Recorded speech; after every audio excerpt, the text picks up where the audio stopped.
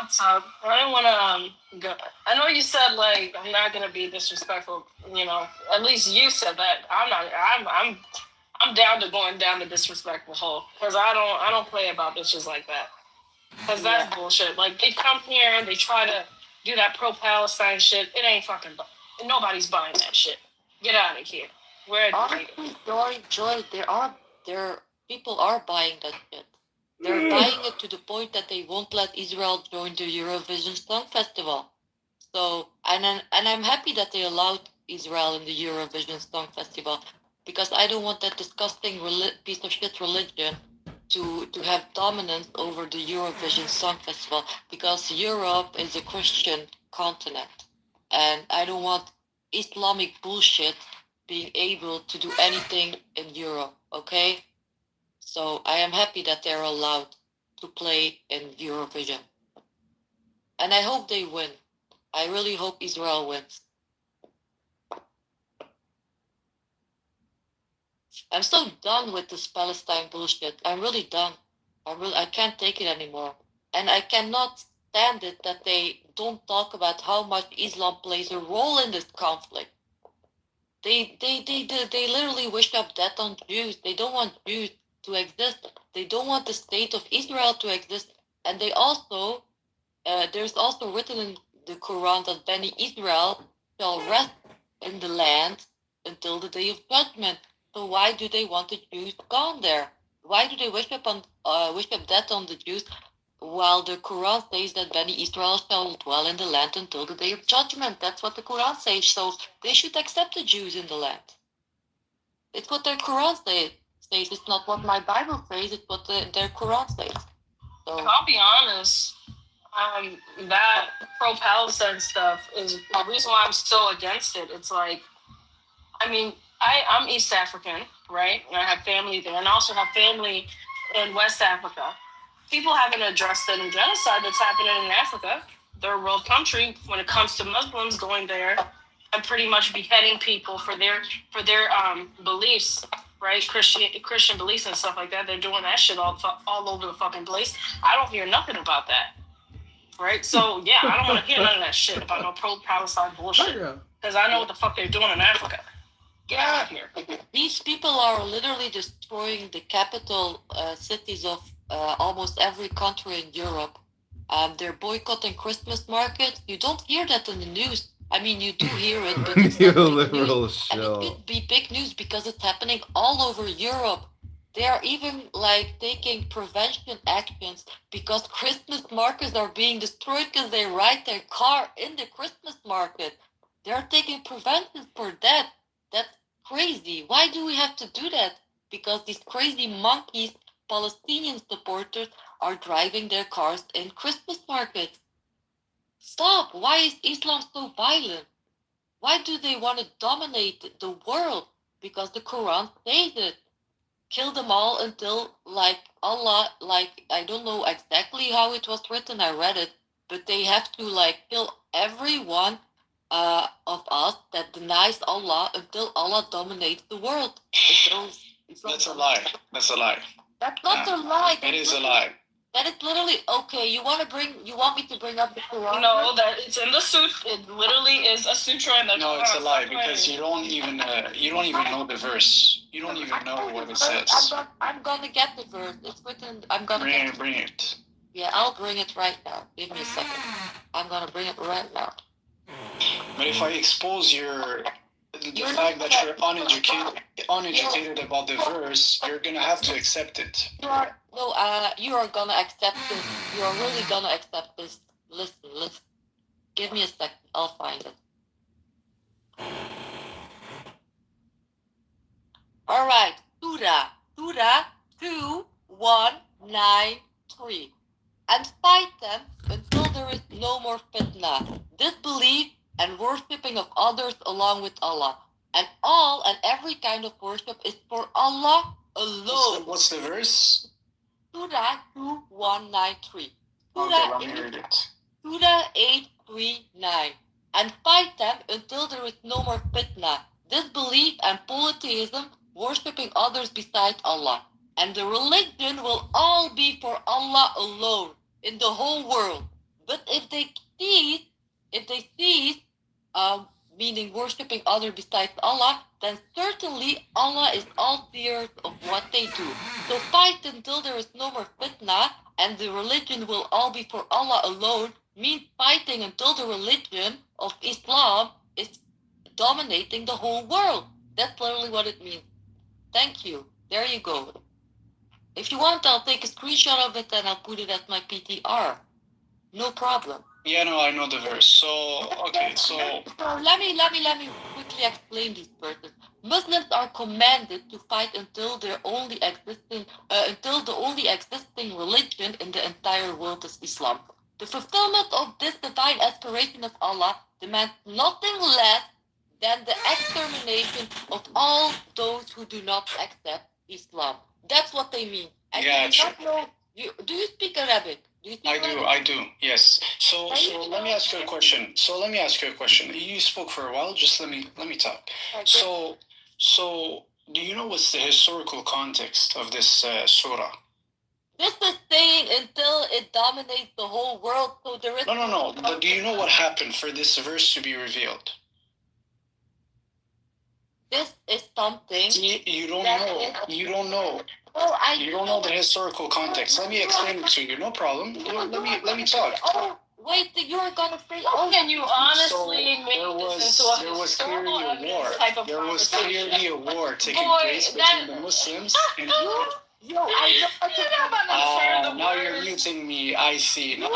You are gonna say. Now you're gonna kick me out. You don't want to hear a Muslim talk. Let him embarrass himself. Go ahead. Let him talk. Let him embarrass himself. It's so it's my ass. It's the fucking words that's in your book. And you're trying to have us buy that shit. Nobody's buying it. Wait. You are gonna say that. You are gonna say that during war.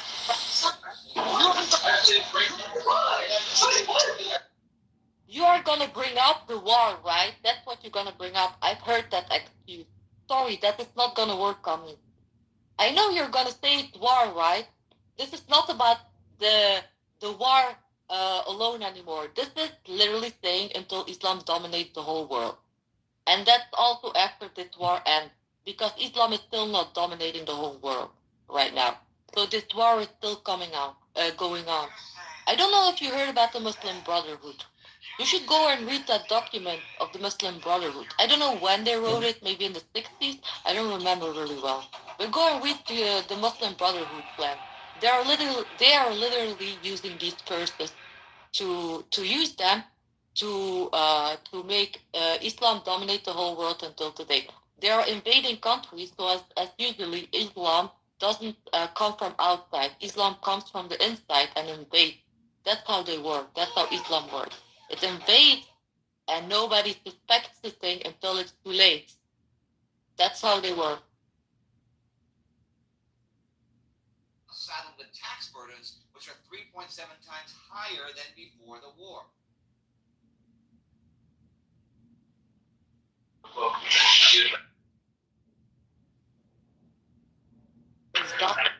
I'm surprised that you've got replays on here, Miss Fatima. You're usually the one that always does replays off.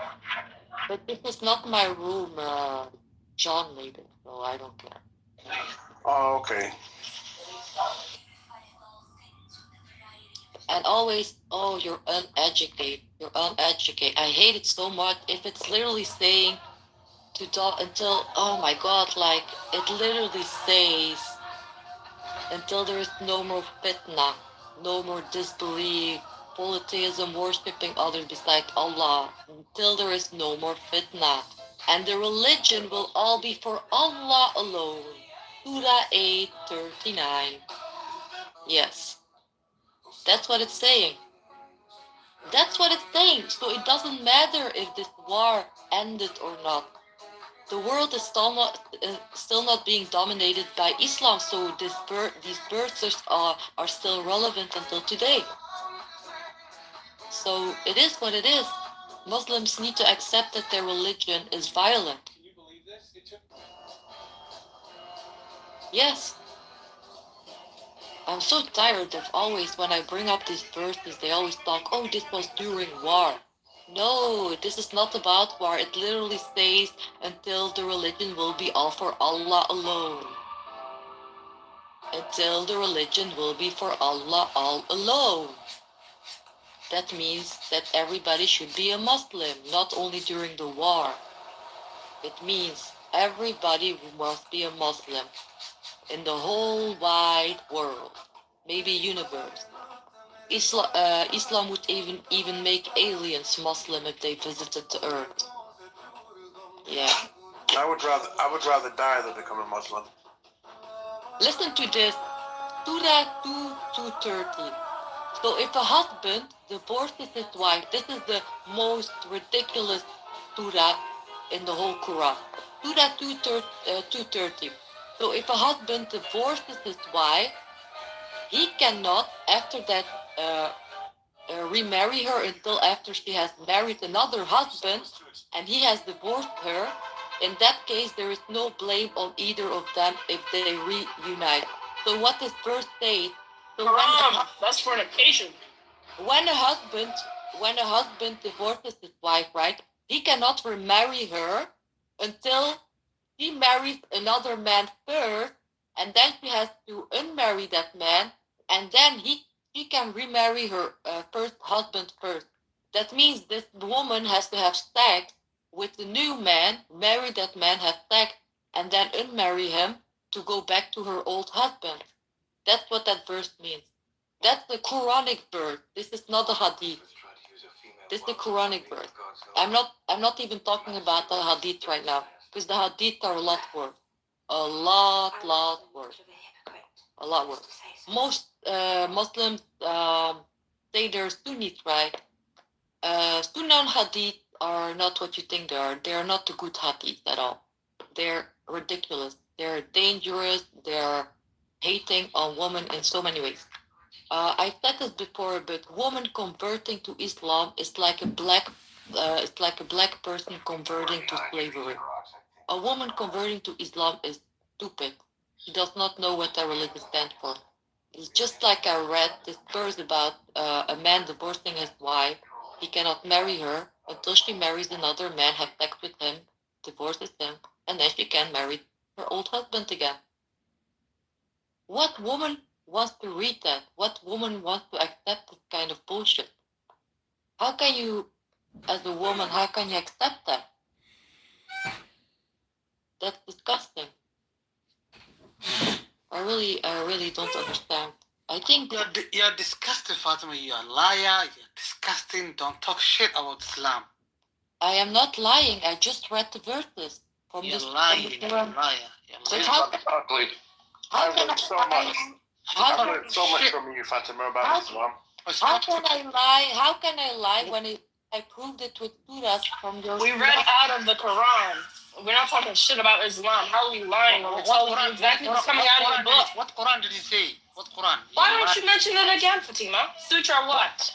What do you mean, what Quran? I thought there was only one Quran. I thought the word of Allah was original.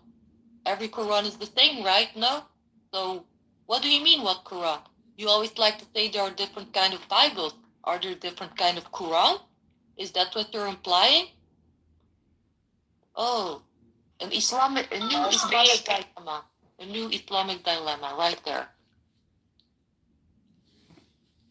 I know what I read. This is not a misinterpretation. If you want me to read it again, I'll happily do it, little Muslims, little non-Muslims. I'll happily do it.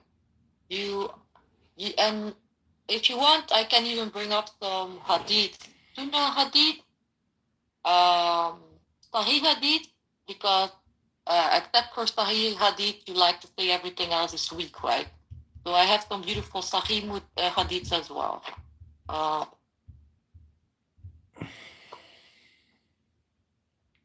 Yeah, they do not know. And of course, men defending it, right? Islam is a woman-hating religion. So men defending it, I don't care so much. Man, it's literally made for men, but a woman defending it, that's crazy. That's crazy. So,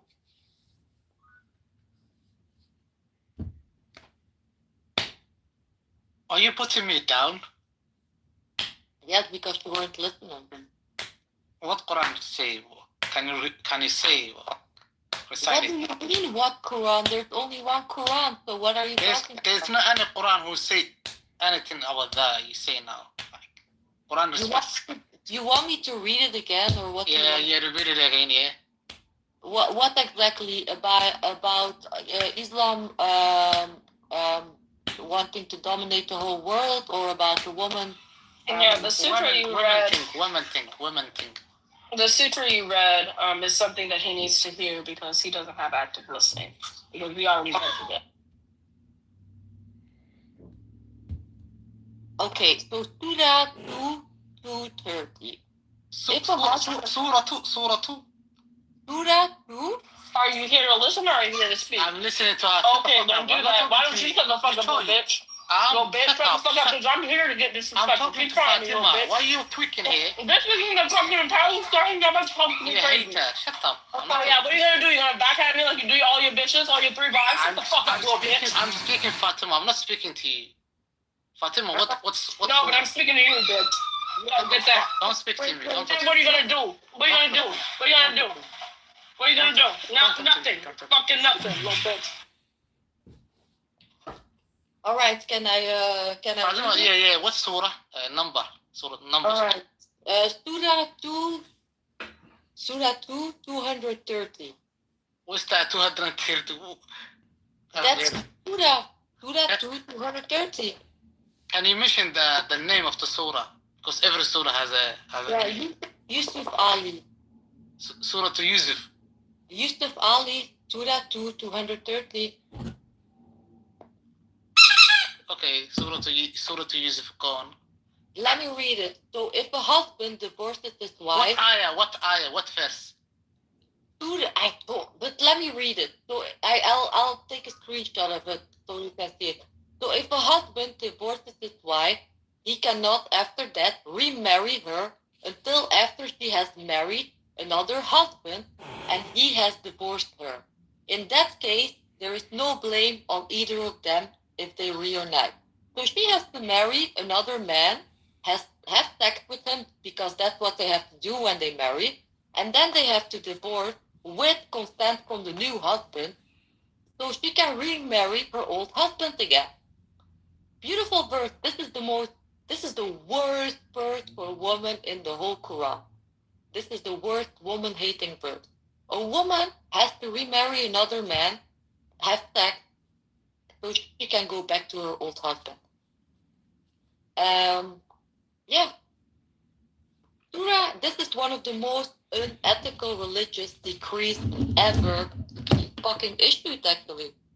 That's not true. You're taking it out of context. Go to the verse before. Allah specifies that in order for the wife to reunite with her husband, she has to first marry someone who in turn has to divorce her again. To fulfill this fucking condition of Allah, many desperate couples engage to serve of Mukhalil. This literally means one who makes lawful. Bro, you don't know the Quran. Stop You're talking. taking it out of context. But there is no context. When she divorces her when the first husband divorces her, she cannot they cannot remarry until she marries another husband, and she has to have sex with him. And then the husband with consent has to divorce her so she can remarry her old husband. That's it. There's nothing to interpret it. There's no other interpretation. This is literally what it means. End of story. I read it. Point. Simple. But Stop. I'm an Islamic scholar. Stop making excuses all the time. Stop. Oh, I'll do it. Stop trolling. Bro. I thought you knew it. I thought you knew it was me. I was not looking at the screen. Why are you laughing? You're saying that she's taking it out of context. Why don't you clarify it since you know so much? Okay. You're laughing, but she's actually trying to explain it. And you're not even actually bringing anything. Why don't you do that? I just want to add one thing to what Fatima said. This is called halala. It is practiced in India. It is practiced in some parts of Iran. It is practiced in Pakistan. Yeah. And the halala is done with mostly the guys who sleep with these women are the mullahs of the mosques. Some of these mullahs have slept with over 200, 300 women, and they charge money for it. You have to give money to the mullah to sleep with your wife if you want to take her back. How shameful. What a fucking disease of a religion. You do not know the religion. This is not relevant what you're saying, because according to your Quran, it's allowed. So whatever. If a man, out of context. it's allowed. It's allowed. Yes, it's allowed. Your Why Quran, didn't you find the context, motherfucker? You keep saying taking out the context. Why don't you find the context, motherfucker? You keep saying it. Yeah, Allah literally says if you divorce your husband, the woman has to marry another husband first before she can remarry her old husband. So she has to have sex with another husband first, and that husband actually have to give consent to unmarry her so she can remarry her old husband. That's what Allah. The narrative. That's what Allah wants. All praise to Allah. All praise to Allah. Allah is such a merciful God for women. Really. That's a weak chain of narratives. If you look at the Hafsir of Surah Yunus, it says Abu Bakr Bachabazi. Let's invite El Normo up. I'd be interested to hear what El Normo thinks about Islam and the treatment of women within this religious context. He's gay. He doesn't like women. What did you just say? El Normo's gay. He doesn't like women. Are you projecting, Sheikh? Are you a homosexual? I don't know what he likes. Oh, hey, Al Normi. Hello, Al Normi. How are you doing, Al Normi? I'm sorry. Is he gay because he likes grown women, unlike your prophet who likes children? Sorry. He's I'm gay sorry. because he doesn't support Palestine. Joy. No, I said I'm here for the disrespect, man. Palestine? What's that? I don't know Palestine. I don't see Palestine. We got El Normo in the house. We caught a big macker. That's what I just did. What are you gonna do? Give me two black guys like your three wives? Get out of here. I'm not even Muslim. Yeah, Joy, I was trying to tell you he's not a Muslim. He's my friend. He's just trolling. Oh, okay. Well, I'll check that. You're doing a great job. I love the energy towards Muslim. Because even if you read it perfectly, the Muslim will say you're taken out of context. Yes, Angie, I like that comment. You're right, Angie. They're always coming with this claim. It's out of context or it's a weak hadith. It's strange. It's strange that every controversial thing is always out of context or it's weak. Very strange, right? Christians, the laws of Moses, right? There are some horrible laws, right? But we as Christians, we own these laws. These laws were given to the Israelites, right? I mean, yeah. Does my account look more Muslim now? These were not laws for the whole humanity. But we own these laws. Yeah, there were horrible laws given to the Israelites. Yes, that's true. We own that shit. Muslims, they don't own that shit. The only thing they can say, out of context, weak hadith. We don't accept that. Oh, we only accept Sahih hadith. I can give you 10 beautiful Sahih hadiths. Very beautiful. Yeah. Do I look more Muslim now on my account? You do look like a Muslim, bro, with that motherfucker. It's a Sam Shamoon also. It makes it better. Don't press on it. I was curious why you have Sam Shamoon on your PTR. You want to hear a Sahih hadith how Muslims will receive in their place a Christian or a Jew that will go to hell for them, so they can go to heaven? I can read it right now. So Sahih Muslim 27:67. There would come people amongst the Muslim on the day of resurrection with as heavy sins as a mountain, and Allah would forgive them, and He would place in their stead the Jew and the Christians. Abu Raub said, I do not know. Oh, never mind, that doesn't matter. And I have 3 verses that say that. Sahih Muslim 27:67a. When it will be the day of resurrection, Allah would deliver to every Muslim, a Jew or a Christian, and say, that is your rescue from hellfire. The third one, Sahih Muslim 27:67b. No Muslim would die, but Allah would admit in his stead a Jew or a Christian in hellfire. beautiful, right? We are basically their Jesus. We are their savior. We will go to hell for them so they can go to heaven, even if their sins are as big as mountains. That's beautiful, right? We are their saviors. At least we're doing something good. They are doing nothing good for us. Yeah. They never did. They never will. Shabbat Shalom to all my Jewish, Muslim, and Christian friends. Shabbat Shalom. Here is a hadith about the Jews. God cursed the Jews. Fasts were declared unlawful for them, but they melted them and sold them. So God cursed the Jews. Allah cursed the Jews. Yes. God's messenger said, God cursed the Jews. So Allah cursed. Do you think we should care what other people's books say? Like, I don't go reading their books. I don't care. We should care because they obviously don't know what's written in their books. They don't know what they're following, and that's why they hate you so much. That's why they hate you, They don't hate me. The Muslims I know love me, and I love them. I have no problem with Oh it. my God, you are ridiculous if you really think that Muslims can literally from their heart love you. They're Why book. not? Because they're literally like their prophet tells to curse you. Like, come on. Who is this prophet? I don't even know this guy. What do I care about this guy? They know we're the real deal. They know that we were here before them. They know that they copied their book from us. They think that we're the original, and this is why they want to get rid of us, because our existence is a contradiction of theirs.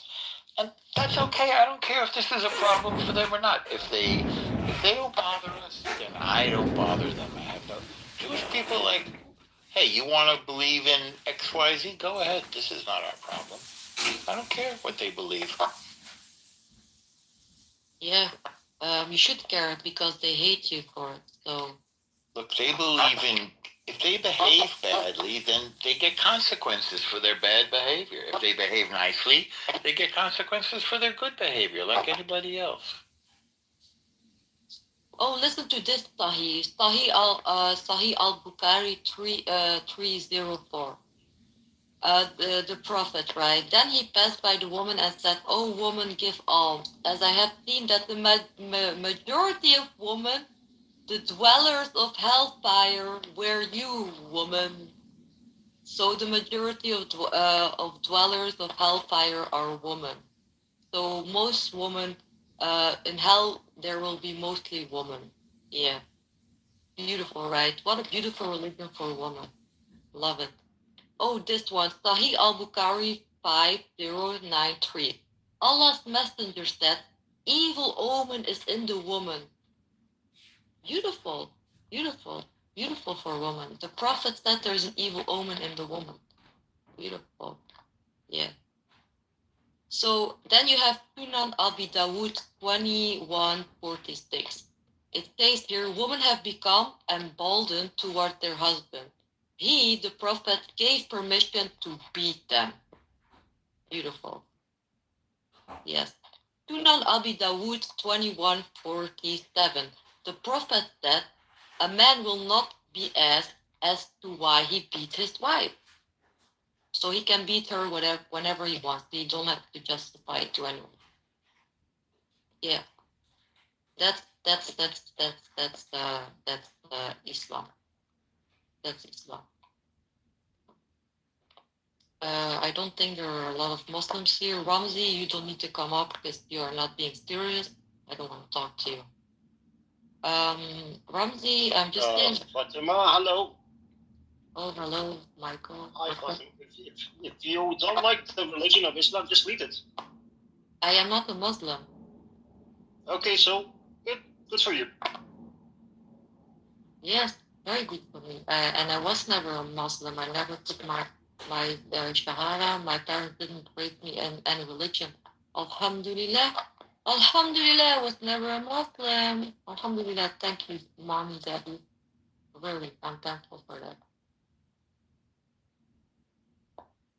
Ramzi, I literally gave you the verses from the Quran. I literally gave you the Hadith with the number. Sahih Hadith. I should educate myself. I think I just educated you. These things are literally written in your Hadith.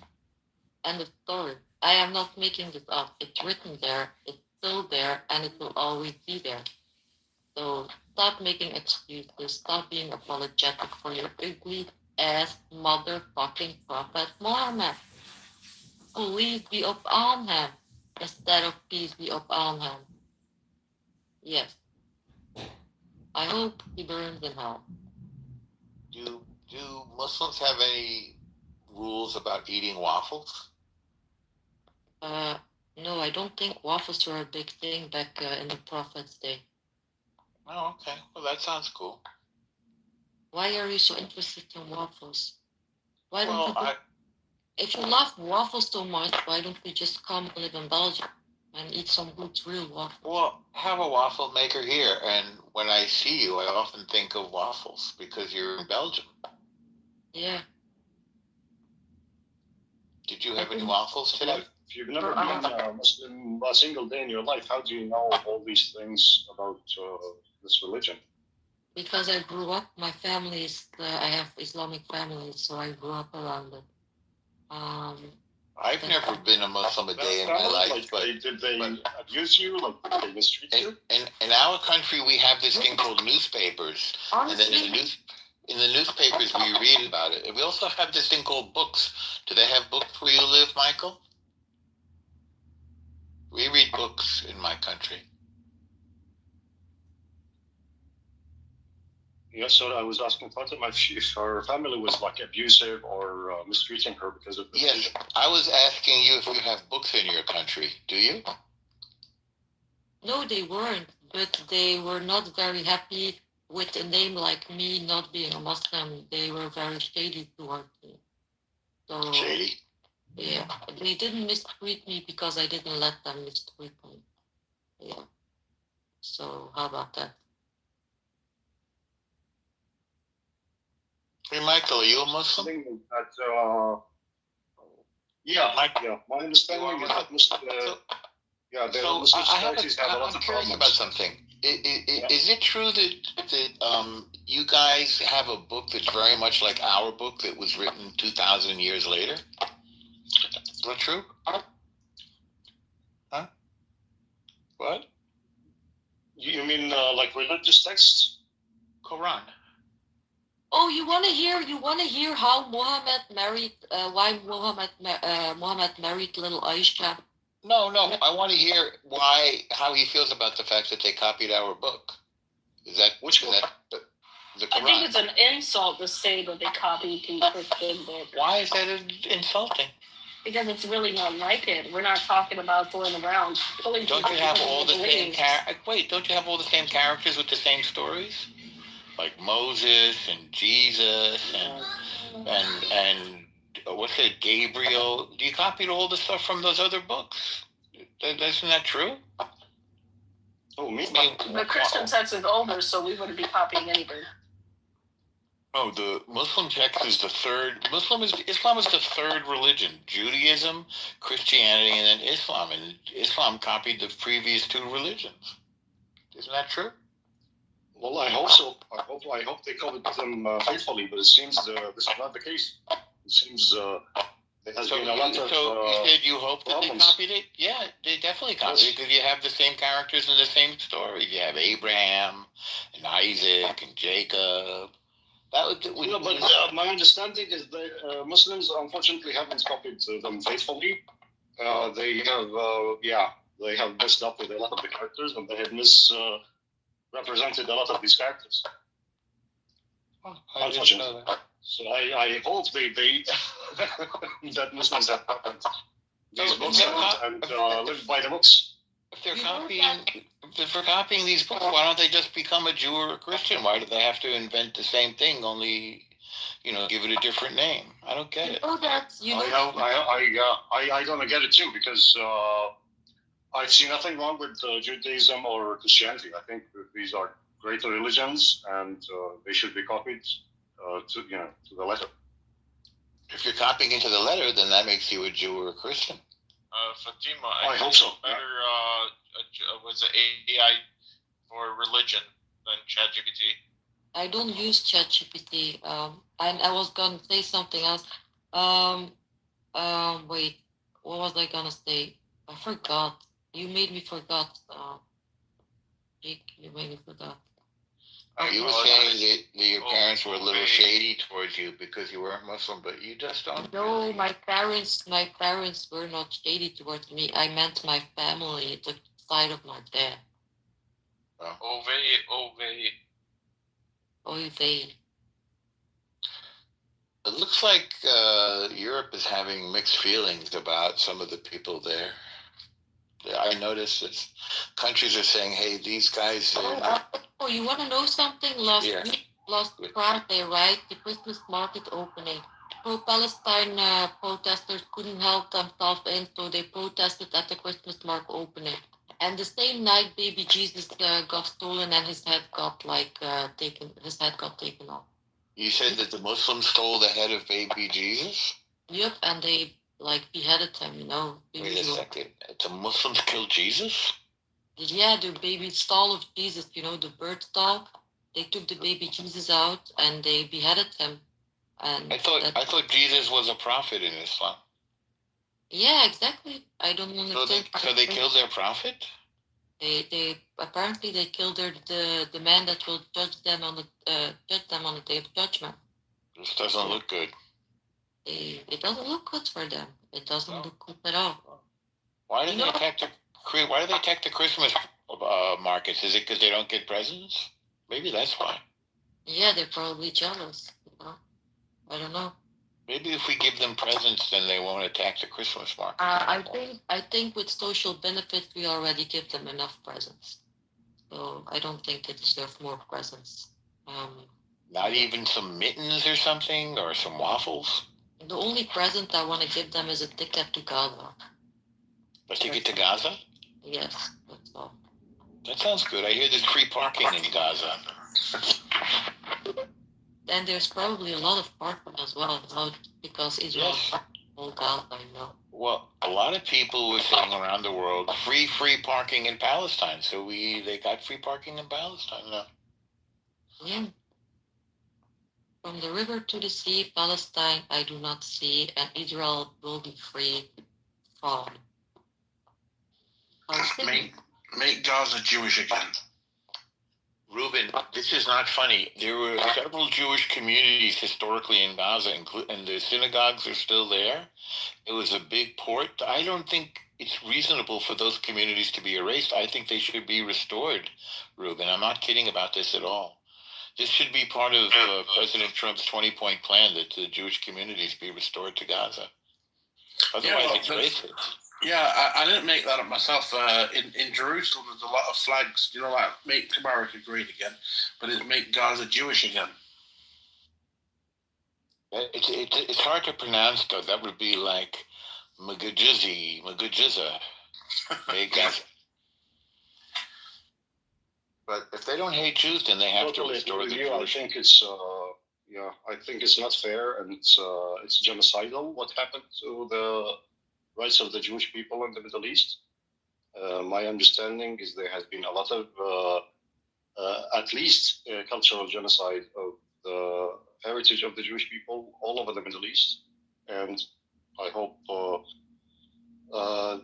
Jews, just like everyone else, have the freedom to live and work anywhere they want in this world. So I hope I agree with that. I agree with that. Maybe we should tell the United Nations.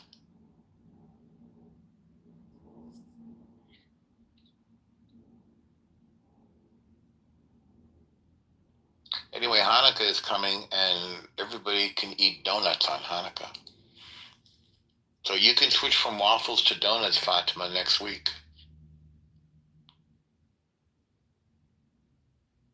Oh shit, sorry, my mic was up. Sorry, say that again. You can switch from waffles to donuts next week because it's going to be Hanukkah. Oh, I don't like. Yeah, I actually no. I need to stop eating donuts, bro. Let me take one of those. You should enjoy. You can have one once in a while. Here, I'll sing you a little song. Put on your yarmulke. It's time for Hanukkah. Make a gin and vodka and smoke some marijuana. You want to hear this hadith that Allah like killed dog? Is there a hadith about Hanukkah? I don't think there are any Hanukkah hadith in Islam. Yeah. There's no Hanukkah in Islam? I read it quickly. Sahih Muslim 1570. So Allah's messenger is giving commands for killing dog in Sahih Muslim 1578. Yeah. So yeah. So Tuna Abi Dawood 2846, the Prophet of Allah ordered to kill dog. And we were killing a dog, blah blah blah. It's not important. He ordered to kill fucking dog. So nice. Allah loves dogs. Please. Beautiful. How can you be apologetic for this? Like, don't understand. Oh, you want to know something? I'm not going to read like the hadith numbers. I just know it by head, but I'm too lazy. So there is a hadith that says that the ringing, that the bell is the instrument of Satan, right? The bell is the instrument of Satan. In another hadith, someone asked the Prophet, how does the revelation come to you? And Muhammad says, oh, it comes to me like the ringing of a bell. So he's basically saying that the bell is the instrument of Satan, and the revelation comes to him as a ringing of a bell. So basically, Satan is giving him revelation. That's what he's applying. Beautiful. So the bell is the instrument of Satan, and Muhammad gets his revelations as the ringing of a bell. So he gets them from Satan, basically. Beautiful, beautiful.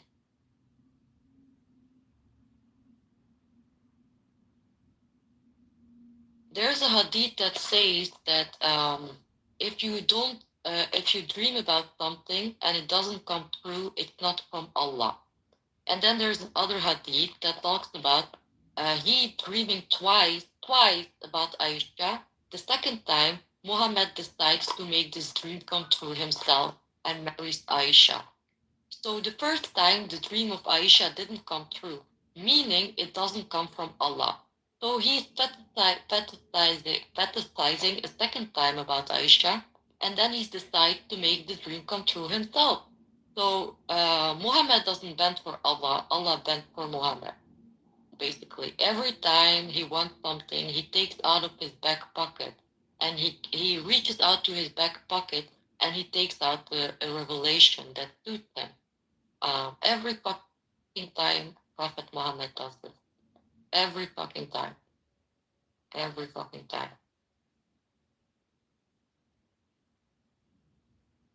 Crazy how he married Aisha. He had a dream twice about her before he decided himself to marry her.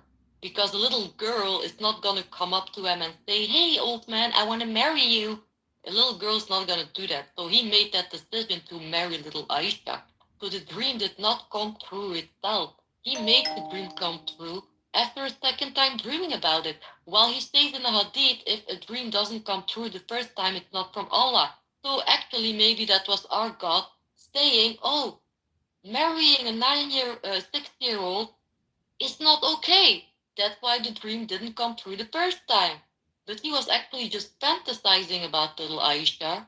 And he said, oh, the second time he was fantasizing, dreaming about her, it must be from Allah, so he decided to marry her himself. Because a little girl is not going to decide to marry a fucking old man.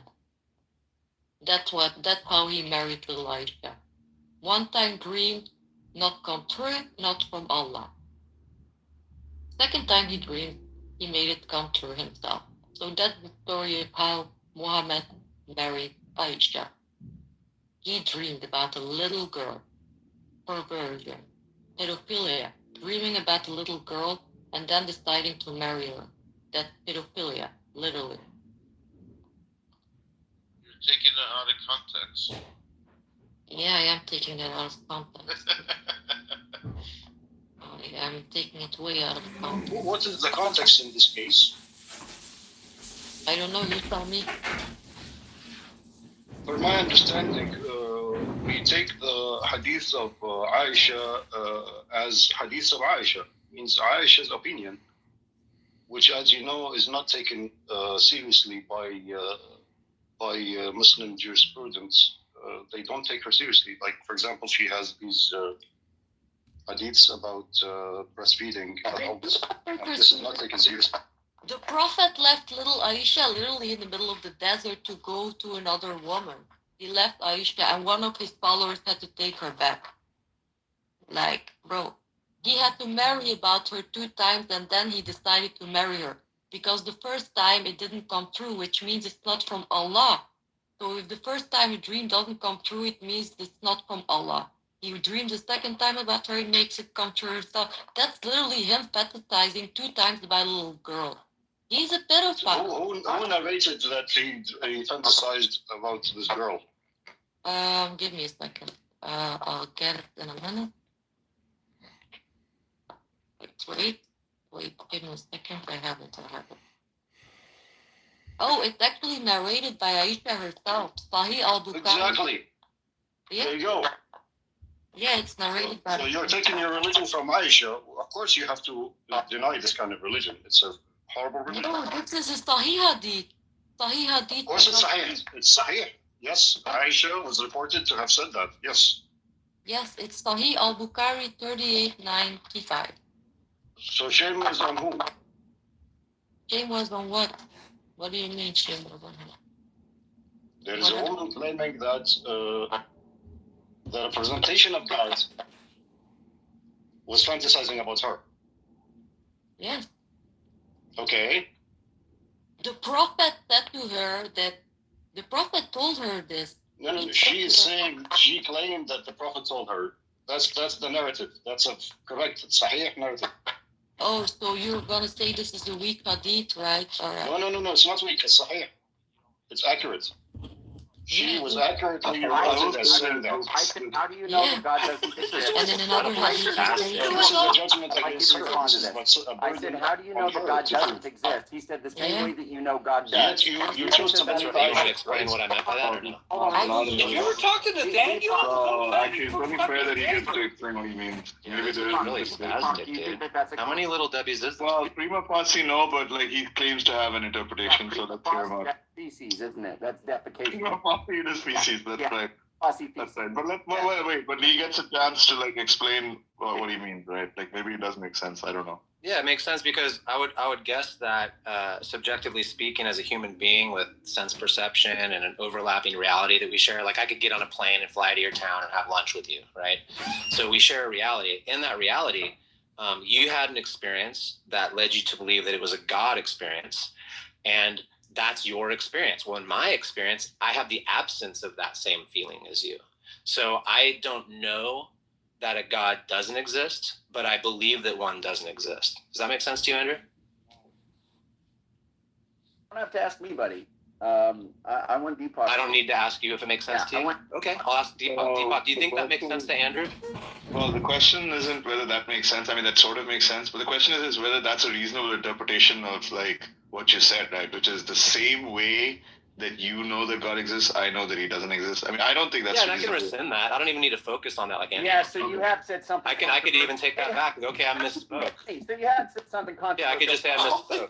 I'm so mad. You have said something Andrew, Yeah. dude, come on, man. Let's take Yeah. some breaths. Let's take some deep No, breaths I know together. Me, Andrew.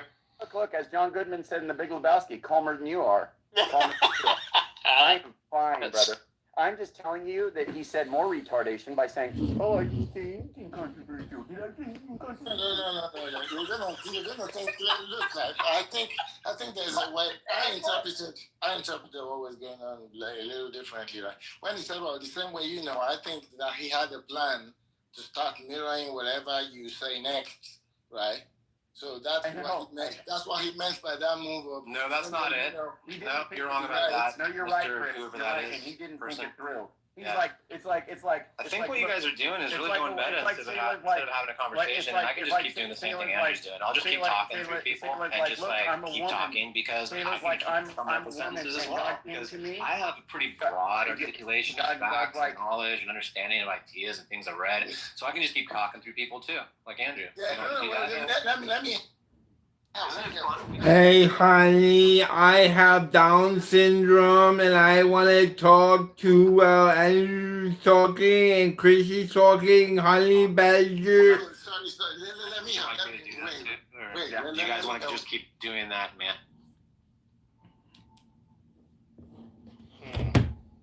Jacob, did you guys want to gonna say do that? something? Jacob, Honey, stop.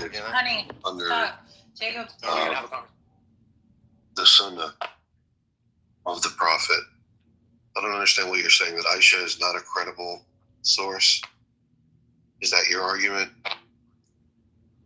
No, the hadith is authoritative. Yes, it is authoritative, and it says that Aisha said that's it. Aisha's imagination of Jesus, or the representation of Jesus, or the representation of God, or the representation of the divine, of truth, is this. Now, the question is to you. Do you really believe that? So obviously, you seem to be believing it.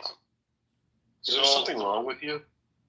Like, have you taken wine tonight? There is something. Do you want to understand Muslims or not? Of course I do. There is 1.5 billion people who are Muslims. If you want to understand them and coexist with them, you need to understand them, like truthfully understand them. We don't want to coexist with Islam. We do not want to coexist with Islam, not at all. We want Muslims to know what's written in their fucked up hadiths and in their fucked up Quran and what their fucked up prophet did. Police be upon him, piece of shit. Police be upon him. Yeah, they take the Sahih Bukhari and the Muslim Sahih corpus authentically, and they know it's embarrassing, but he tries to downplay it. He says this is not narrated by the Prophet himself, which is true. It's narrated by Aisha. But the bottom line is Aisha is taken very seriously. And many of the hadith are narrated by, many of the sayings are narrated by her. So they would have to throw away, if she's not authentic, then most of the sunnah is not authentic. But this guy's just a liar who's trying to apologize for a pedophile. Yes, disgusting. Disgusting. I know they're always trying to be apologetic to fucking pedophilia. What the fuck is wrong with these people?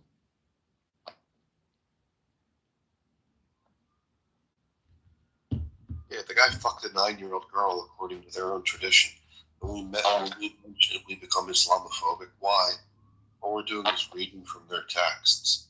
Sahih Bukhari, Sahih Muslim, authoritative, authentic hadith.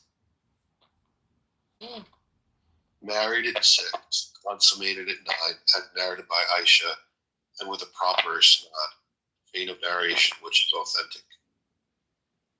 So you can go fuck yourself, dude.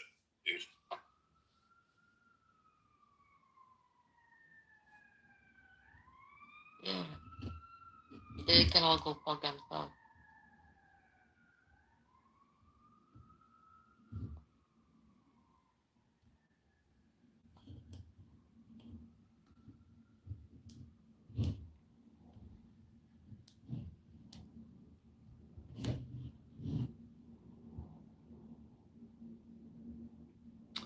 Well, welcome back to another exciting episode of Fatima versus the Muslims of Islam, otherwise known as the Mohammedans. A Friday night banger full of fun, enlightening education, debate, and, this is war. And make no mistake about it, that my favorite restaurant was torn down. A mosque was put up, and now all these illegal alien Muslims have citizenship, and they're driving Ubers and having families and taking welfare subsidies. It spreads like a mind virus. And how do you defeat a mind virus? Fatima, our secret weapon. Bro, I'm trying. I'm not so educated.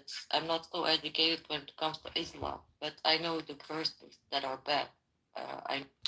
Well, El Normo and I also know some verses that are good.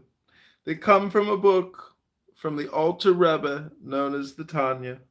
El Normo and I are in a book club. AI, coming up on the 19th of this Hebrew month, they're celebrating the liberation of the Alter Rebbe, by the way. It's kind of the 19th of Tammuz. It's a little bit of a big liberation deal. of Stalin. I'm sorry, the 19th of Kislev. Did I say Tammuz? I'm sorry. And I heard a little talk on the liberation of the Alter Rebbe this evening. The author of the Tanya. The Russians jailed him for 52 days, and then they set him free. And the Chabad Lubavitch Jews celebrate that day of liberation for the Alter Rebbe. You know why it was 52 days and not 53 days? I'm sorry, you're right. He was 52 years old and he was imprisoned for 53 days. You're absolutely right. Hey, Normie, welcome back. Where's your Clubhouse Plus? I thought you were a very important person. Say this again. Where's my Clubhouse what? Your Clubhouse Plus. I thought you were a VIP. My Clubhouse. Oh, you know what? It lapsed yesterday, and I'm trying to see. I find it fun, but I just want to see, do I really like it? I never use it. I never go anywhere anonymous, so I'm not sure what I need it for. Me neither. I don't use my What was that? What language is that?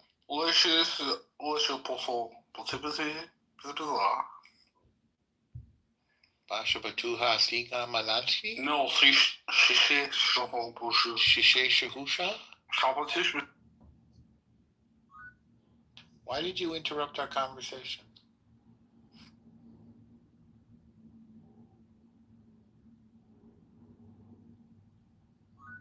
Yeah.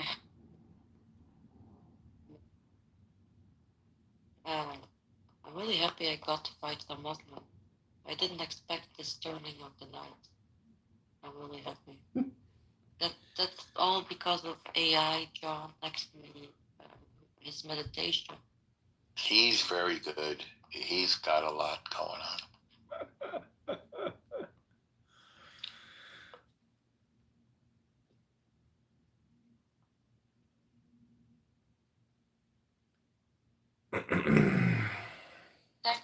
Thanks to you, I had the chance to fight some Muslims. El Normo. I'm defending the Islamic positions. El Normo, why can't we put on our tefillin during Shabbos? Good Shabbos to everyone. It's considered a kind of work. It's kind of funny. You don't put on tefillin on Shabbos. Is it because the Shabbos bride is like the tefillin, no need to put it on twice? Oh, I like that interpretation.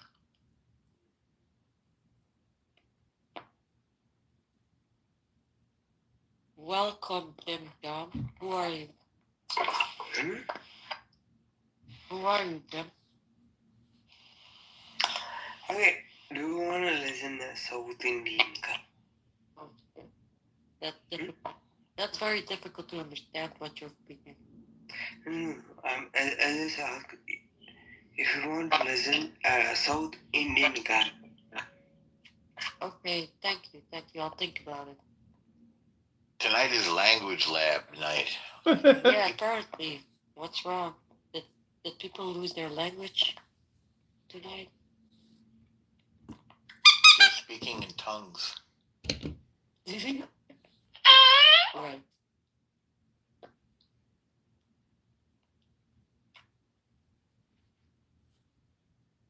Well, I feel like fighting more Muslims. I'd like to fight Muslims. And I like the way that they always bring up the same fucking excuses. Oh, it's during war. Oh no, it's out of context. Oh no, it's a weak hadith. We don't accept it. But what about the people who do accept the hadith? Oh yeah, we don't think about that, right? Oh shit. If these hadiths are all weak, then why are men in Islamic countries still marrying fucking minors? If they're so weak, right? Why is this still happening in Islamic countries in masses? If they're so weak. If these hadiths are so weak about beating your wife, why are women in Islamic countries being beaten? Why? And being raped? Why? If these hadiths are so weak. Why, if these hadiths are so weak, why are women in Islamic countries still being stoned today in mass? Why? If these hadiths are so weak, why, if there's a natural disaster and women are going in under the rubble, men cannot take them out because they're not allowed to touch them. If these hadiths are so weak, why are they not taking the woman out from under the rubble? If these hadiths are also weak, why is this happening? Because these hadiths are not that weak, apparently. You know, They're apparently strong enough. Fatima, I saw a news article about female mummies in Egypt, and it turns out that female mummies versus male mummies were mummified differently because the families wouldn't bring the women to the mortuary because they were concerned about necrophiliacs. So they would wait a couple extra days to mummify the body, and therefore not a lot of female mummies exist because they entered into a more rapid state of decay. So I'm just saying there's different norms. You know, El Normo, the normative is, the joy of the world. So El Normo has the solution and he understands the problem. Wow, is that real normal? Put on your yarmulke. It's almost time for Hanukkah. Oh, check out my yarmulke. What do you guys think of my yarmulke? I have it right in the photo. I'm thinking about getting this one for Hanukkah this year. You know, you want to know something, El Normo? What Amir said to me yesterday? He cannot read statistics, right? So he was reading statistics of rape victims in Belgium. He was not reading them right. But anyway, the point at the end, the point that he was making, that Belgium is the worst country for women being raped than Afghanistan. Yes, he literally said that. The Muslims are going there right now? He literally said that. Amazing, right? Amazing. How apologetic, how far they go. How far they go. How fucking far they go. These people are living in our country. They are living in our country. You know that? These dangerous people like Amir are living in our countries. You know that? That is so dangerous. A threat. I think we should make Amir speak Walloon. Do you guys think this yarmulke is kosher for Hanukkah? Yarmulkes are neither kosher nor non-kosher or treif. Is this a good one? A good color combo? Shekels are not kosher either. I think you don't understand Judaism. Yeah, well, it's my first time, you know. Why is today your first time? Well, first time getting a yarmulke. Why are you buying a yarmulke? For Hanukkah. Why would you buy a yarmulke for Hanukkah if you're not a Jew? I want to be more observant. But you're not a Jew. I am a Jew. You couldn't possibly be a Jew. No Jew would ever call shekels kosher. I'm a Messianic Jew. I'm just getting back to the faith. No, you're not a Jew. You're not giving anything. Just be who you are, Sheikh. Be comfortable with who you are. Don't be ashamed of yourself. Be proud. Thank you.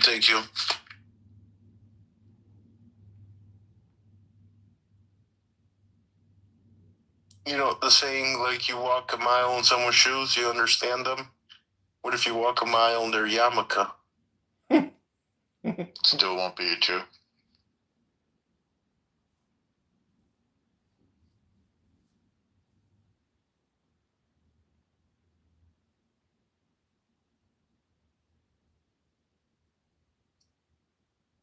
Oh, Fatima, did you see the AI? What AI? The one I sent you in the messenger. It's a great tool. Yeah, but honestly, I don't prepare to use much of AI. What about it? What is it? Oh, this is from Rabbi. Little Rabbi? Yep, it's a prototype. You're about to release it to the public. Ask first, so I have to ask something and it will give me a question. An answer. Yeah, yes, ask any question. Is Rabbi an idiot? Who's Rabbi? Why are non-Jews obsessed with Jews, Shay? Oh my God, listen what it answered. I said, is Rabbi an idiot? Listen to me, my friend. Is Rabbi an idiot? Question mark. Oy vey, the margin.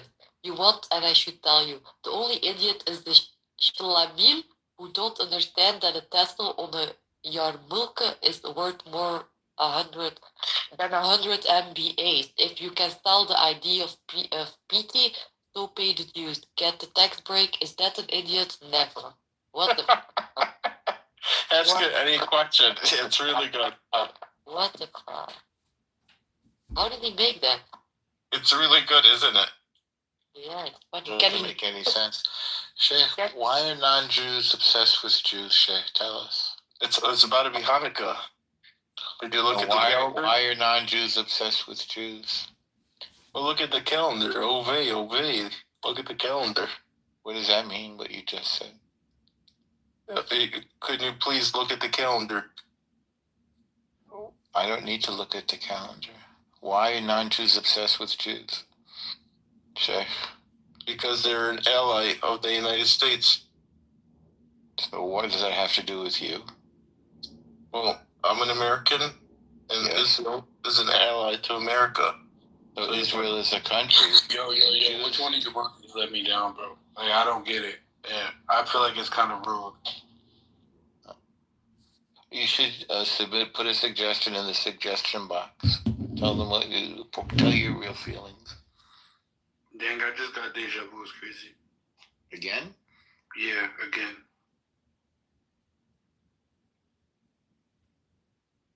Oh, I wanted to ask you something. Can little Rabbi read the questions that are being asked somewhere? No. Oh, too bad. I would love for him to read the questions and ask. I'm not sure just yet, but this is going to release near future. This AI and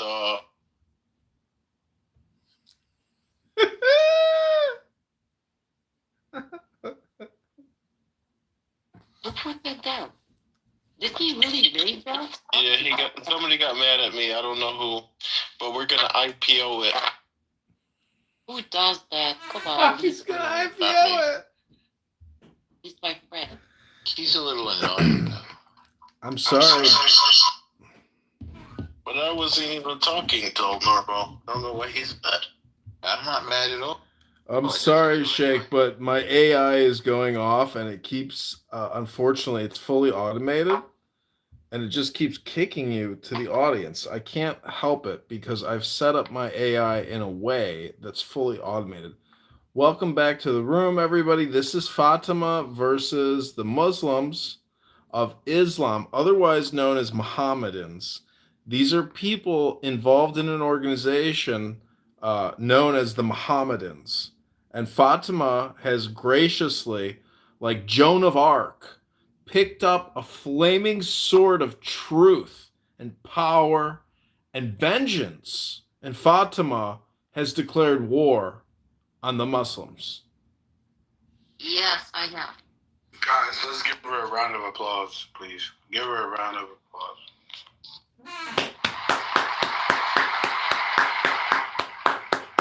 Mazel tov, Fatima.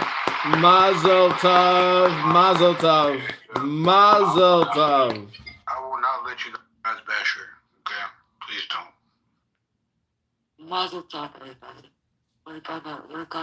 We are gonna destroy Islam from the inside out, just as Islam destroys places from the inside out. Some people might call that an enema, but what I like to call this is an exploration of the soul by a pro, Our Lady Fatima.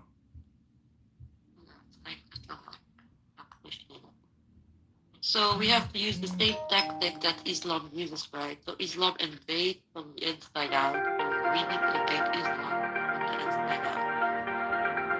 We need to destroy him just as they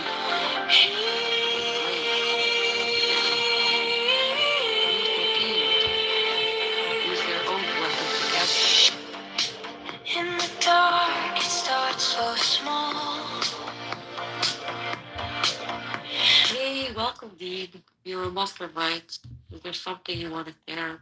Hey, you want to talk about women being obligated to what have you left?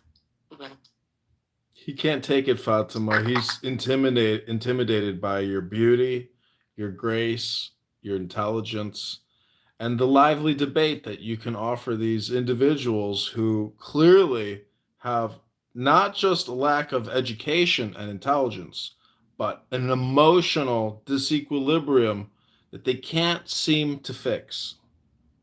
Well, according to them, I like education. So I don't know which one is right. I just asked the AI what is better, $1 or 2 shekels, and it said the dollar is better because you can put that in the Cayman Islands. Oh shit! Now we know that. Thank you. You're welcome. Sheikh, I got a question for you. Do you floss? That's a really good question. What do you mean, floss your teeth? Yeah, does he floss his teeth? Of course, the Lie of Israel. Can you floss your teeth while talking on Clown House? Not when I'm on Clubhouse.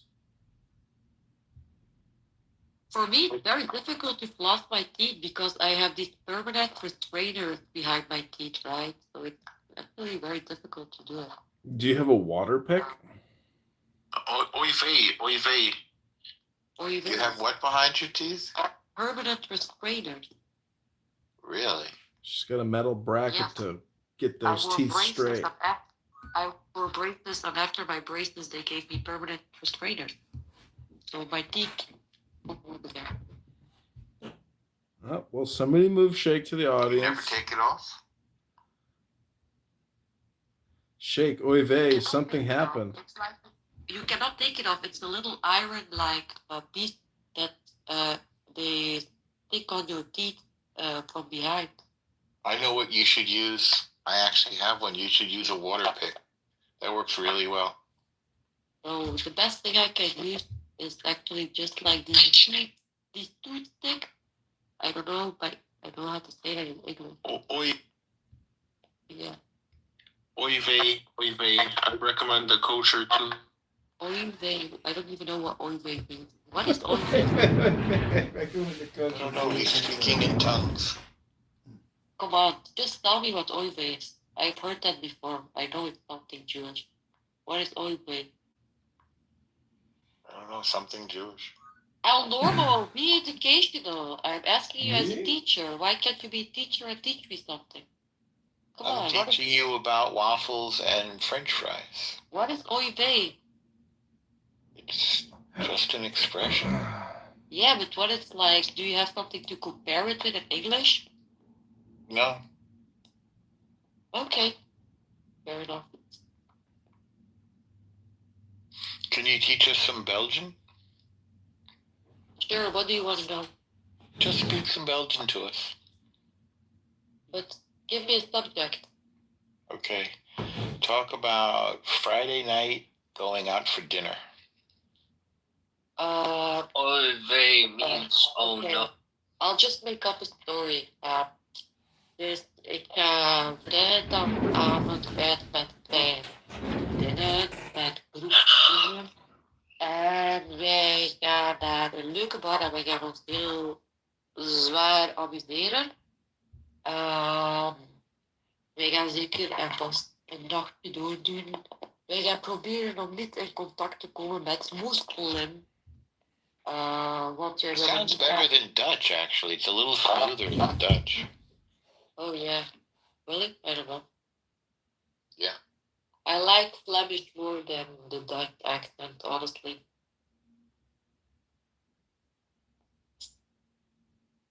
Dutch people are like very loud, honestly. They're very what? They're very loud. Oh.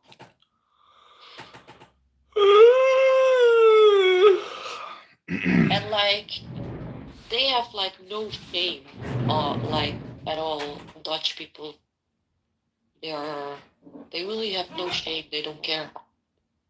Which is a good thing. Which is a good thing. I like that. I like that mentality. No shame about what? Nothing. Like they don't. For example, there are like people that don't use things to cover their windows so you can look inside their houses. They don't care. Well, presumably they keep their clothes on. I don't know. Who knows? I don't live there. But that's the thing there. I think that was a Christian custom to show that they had nothing to hide. That's what I read. Yeah, really, I don't know. Why do you even read about that? Why are you so interested in the Dutch culture and the Belgian culture? I'm interested in everything. Are you coming here? Do you want to live here? Do you think there are hot men here in Belgium that you can date? You want me to date a hot man? Oh my god, how normal. My brother is gay and he just broke up with his boyfriend. He's single. You want him? You want me to fix him? I prefer the ladies. He's 38. Oh, I thought someone said you were gay. I think they did, but I think that's because he was interested in me and he had wishful thinking. Sorry, I thought you don't have to apologize. It's not a big deal. It's just that I like the ladies, that's all. Oh, sorry, but my brother did really break up with his... Why did he break up? I think there is a new man in the game. Not for my brother, but for his, his ex. It seems to me that gay men like to have lots of different partners, it seems. No, they don't. They have been together since they were 17 and they're literally 39 right now. You know how long that is? They were each other's first love. Well, why would you break up then? I have no idea. They're crazy. They sold their house. They bought a new apartment like 4 months ago. And now they're breaking up and my brother is moving. Why did they buy the apartment? And apparently they already broke up before summer. So why buy a new apartment and move in together if you broke up with each other already? I think they'll still stay friends. Oh yeah, they're still friends. They're going out together. But I don't know. Gay people are a different thing. Different thing? Yeah, they're a different thing. Because they're close to their exes because they become like family. Yeah. It's just a different trip. I'm not saying that it's a bad thing, but it's different than heterosexual, you know? Yeah, when we break up, we hate each other. I think that's healthier. No, I don't hate my exes. You have a lot of them? No, I have 2. I don't hate them. 2 is a good number. Yeah. The first one was an Arab. Of course, we don't talk anymore. The second one was a Jew. The second what? Was a Jew. You kidding me? Yeah, from Israel. What's next, a Christian? Well, I would prefer that, honestly. All right. But I honestly don't really... I don't want, like, someone with no values, you know, and morals, so, obviously. So, obviously not a Muslim, not a Muslim. No Muslim. Find a nice guy by Christmas. That's my assignment to you. Christmas, excuse me, that's in 2 weeks already. Yeah, so get busy. I haven't had a relationship since 2019. Get to work. No, I don't want to. I'm not lonely. I don't care. And if I listen to my friends, it's always problems anyway. Do you have a dog or a cat? You have a dog. I have a dog, yes, a little dog. All right, so you have the love that you need. Oh yeah, I give her more love than she gives me love. That's okay. It sounds like you'd prefer to have a dog than be with a Muslim. 100%, yeah, of course. Yo, John, can you bring my friend up? Come on, bring him up. Aren't you a mod? Can't you bring people up? I can't bring my friend Shaker up. Come on, bring him up. Oh, he's been brought up and down too many times. I can't do it myself. Well, let's see. Yep. Sorry, Shake. You're gonna have to find it. Oh, I think we got him. But he might get put back down. Let's see how long he lasts. Normal, please hold yourself. Come on. Why are you blaming the Jew all the time? I thought you said it was you. No, I said it wasn't me. Doctor, I said that he had his thing was programmed to send down people when they got annoying. It's AI. We can't control it. Islam calls itself a religion, but actually it's not a religion. It's more an ideology, and it's a man-made ideology that hates women. Women have to cover so they don't get assaulted or raped by men. Why should women cover themselves completely in a mailbox for these disgusting dogs of men to not rape them or assault them? That's crazy. I hate these mailboxes that they wear, you know. Why would you as a woman, which woman actually truly wants to wear that fucking mailbox? Which woman truly wants to wear that? Come on. You call it a mailbox? I call it a fucking mailbox, yes. I call it a fucking mailbox. That's what it is, a mailbox. A woman, what? I am a woman, right? El Normo, how do you think Fatima can find more peace in her life? I'm actually pretty at peace, you know. Everybody has his worries from time to time, you know. But yeah, I am pretty at peace. Well, I mean, you know, after the war is over and you've exhausted your sword, Fatima, what are you going to do to bring more peace into your home? But I am pretty in peace, especially when I'm by myself. I'm very in peace by myself. You know? Why do you think I'm not in peace with myself? Because I'm attacking Islam?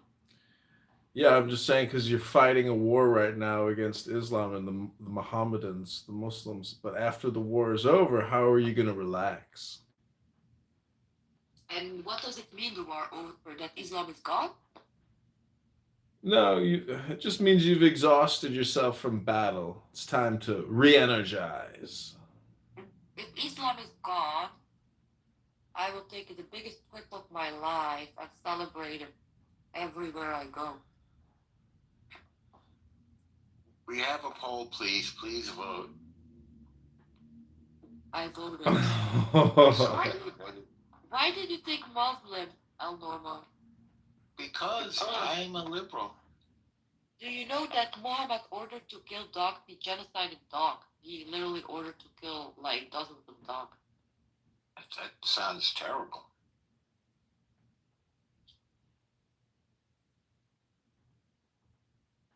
I even believe that. I even believe in. This is a conspiracy, right? I even believe that Islam is created. I don't even believe that Muhammad really existed, right? So I believe that Islam is created to distort the world in some way when the time passes. Because this is not a normal religion. That you cannot tell me that Muhammad actually all did these things. That's crazy. He never existed, bro. I don't know. I always thought Islam was as good as any other religion. Well, you thought wrong, Normie. Well, you know more than I do. I'm a newcomer at this. I don't think you're a newcomer. I think especially I think you. I almost used this app for 1 year, right? And I've been in a lot of rooms, and I can know that you using this app longer than me. You have a lot more information than me.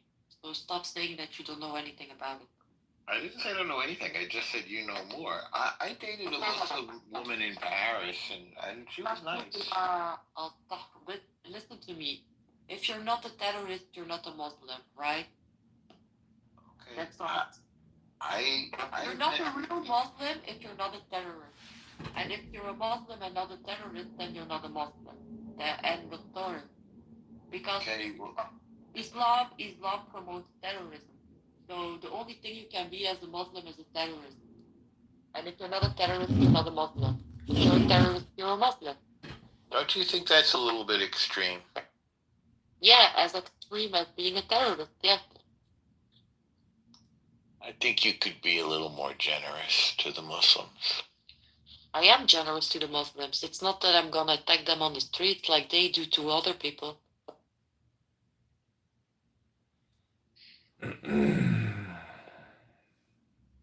These are just words. I am attacking with words. They are literally attacking physically on the street, everywhere. Do Muslims celebrate Christmas? No, they destroy Christmas markets in Europe and the big cities. That's what they do. That sounds very hostile. I was just at a Christmas market in Europe. Oh, really? It was really nice. It was really fun. Where were you? Which country? I was in England. And which city? London? I was in London and I was in Exeter. Did you see like prevention? The prevention that they took so Muslims don't ride their car in the Christmas market. Did you see that? No, I didn't notice. But maybe they put big concrete blocks. Yeah, they did. Yeah. That's what I'm talking about. Oh. You see how we Europeans have to adjust to these radical, fucking degenerate dogs? Well, I don't know what to say about this. You don't have to say anything about it. It's okay. I don't expect a response. We're going to have a Muslim mayor in New York, I think. I don't know if he's practicing, but I hope he doesn't attack the Christmas market. Yeah, he won. You know how Mamdani is gonna make the strip club more inclusive for Gonna Muslims? make what? You know how Mamdani is gonna make the strip club in New York more inclusive? No, how's he gonna do that? He's gonna put goats in them. Oh wow. That sounds wild. Yep. So it's more inclusive for Muslims. I heard he's gonna give $65 million. He said for transgender stuff. Oh, really? Yeah, he's really into transgender, which surprises me. Didn't he assign a transgender rabbi as well? I don't know what a rebbe is. I don't know about him and the Jews. A rabbi. A rabbi? I don't know the transgender rabbi. I don't know of any. I don't know for what exactly it was, but he took in a transgender rabbi. For something. I don't know. He wants to give transgender folks $65 million. Oh yeah, like America doesn't need the money for the homeless people. Oh no, give them to the mentally ill who want to mutilate their body. Yes, of course. Seems strange. Maybe I think Teddy in the audience is a Muslim. Maybe he can explain all this stuff because I just don't know enough about it. Here, I don't really care. Donnie, it's just funny to make jokes about it. You know, the stereotypical joke. I think it's amazing that everybody knows New York's mayor. Like I don't know the mayor of Flanders or something. Yeah, because this is all distraction. It's all just dumb distraction. That's it. Teddy, come up and provide a more reasonable point of view. These people I think are Islamophobic. Do you know what a phobia is? It's a fear. Yeah, no, it's not just a fear. It's an irrational fear. Are you making fun of the way I talk? I don't. Excuse me, how many times have you made fun of the way I talk? Like, come on. How many times have I made fun of the way you talk? Yes, exactly. There we go. It's an irrational fear. I don't have an irrational fear for Islam.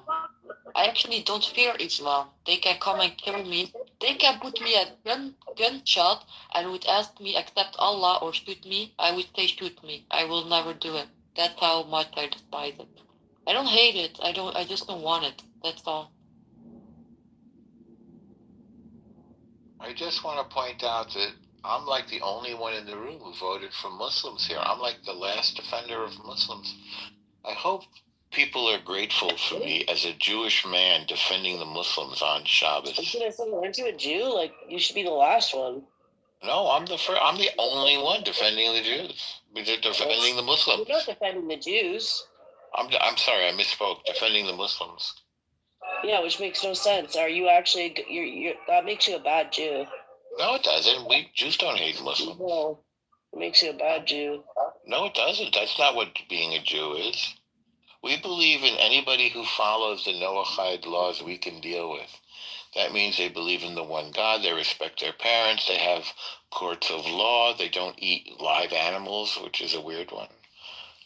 We formed these laws for the rest of the world so that they could be in line with godliness. And it looks like the Christians and the Muslims, they like our laws because they adopted our book, the Torah. I don't hate them. I think it's good for them to have a religion and to believe in the one God. I think that's a good thing. But Muslims don't even know their religion and they're dumb. But it's not about these dumb Muslims that are not Muslims. It's about these fucking radicals that come from these Middle Eastern broken countries with hate for white culture, for everything we stand for, with a lot of hate, and they don't want it. They hate everything we stand for. They hate our culture. They don't like it.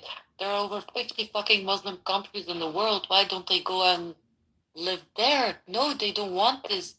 I don't know who these people are, NPCs, whatever, but Muslim countries don't want to take them in. Like in North Africa, they are not going there because they don't want to take them in. These people are coming from somewhere. I don't know why, but they are dangerous. I don't know where the fuck these people come from. I don't even know what the fuck they do with their lives. I don't know where the fuck they live, but suddenly you see thousands of them protesting for fucking Palestine out of nowhere. Where do they come from? Wait, aren't you one of those people? Do they come from the sewers? Sorry, what did you say? Aren't you one of those people? What kind of people? Well, do you identify as white or not? Yeah, she has a massive identity crisis happening here. There's no crisis. She's just telling us who she is. Yesterday, she was saying, "Oh, all the immigrants coming to Europe. All the immigrants coming to Europe. They're doing this." Hold on, you fucking idiot! Your dad, your parents are immigrants. Well, wait, don't curse. My mom. No, I'm just like this. My mom is Belgian. My mom is Belgian. I am a. And your dad? My dad is Tunisian, so you cannot say I'm. In your culture, you are what your dad is, no? Sorry, what? You are what your dad is.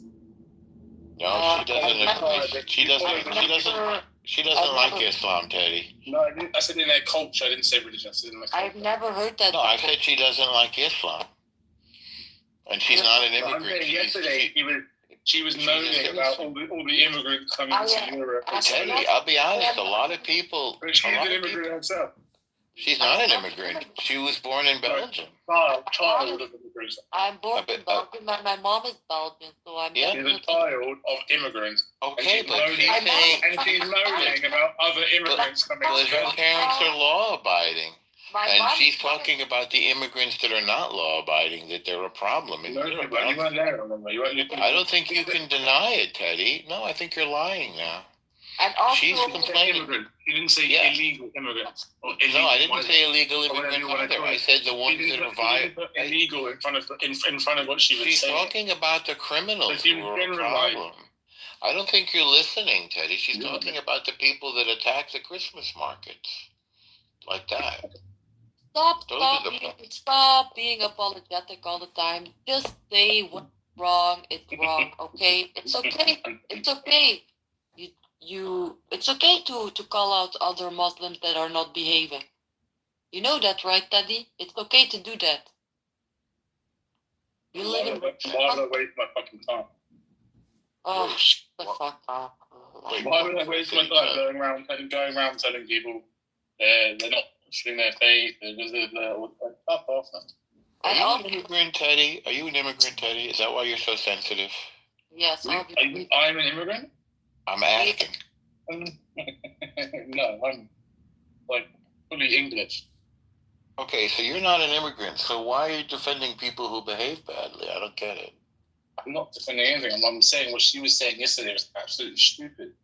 No, it's not stupid. My mom is not an immigrant. She's Belgian, and I am Your born in Belgium. Your dad is an immigrant. So he would. What does her dad have to do with anything? He would probably fall into the category of the people of the type of people that do you only look at the my right dad? are moaning about at the moment. Why do you? Why no? And normal way. Why do you only look at my dad? What I'm saying, did you think about what the right say about all these Muslim age like adult age males coming to Europe? Isn't that true though? Isn't that what's happening? I don't want to talk to someone like that. He's stupid. They all repeat the same thing like they learn it from a book somewhere. Always the same so thing. Angry. He's not even. It's weird. What do you think his story is? He likes to attack me when I go into Amir's room. I think he's an anti-Semite. They're all anti-Semite.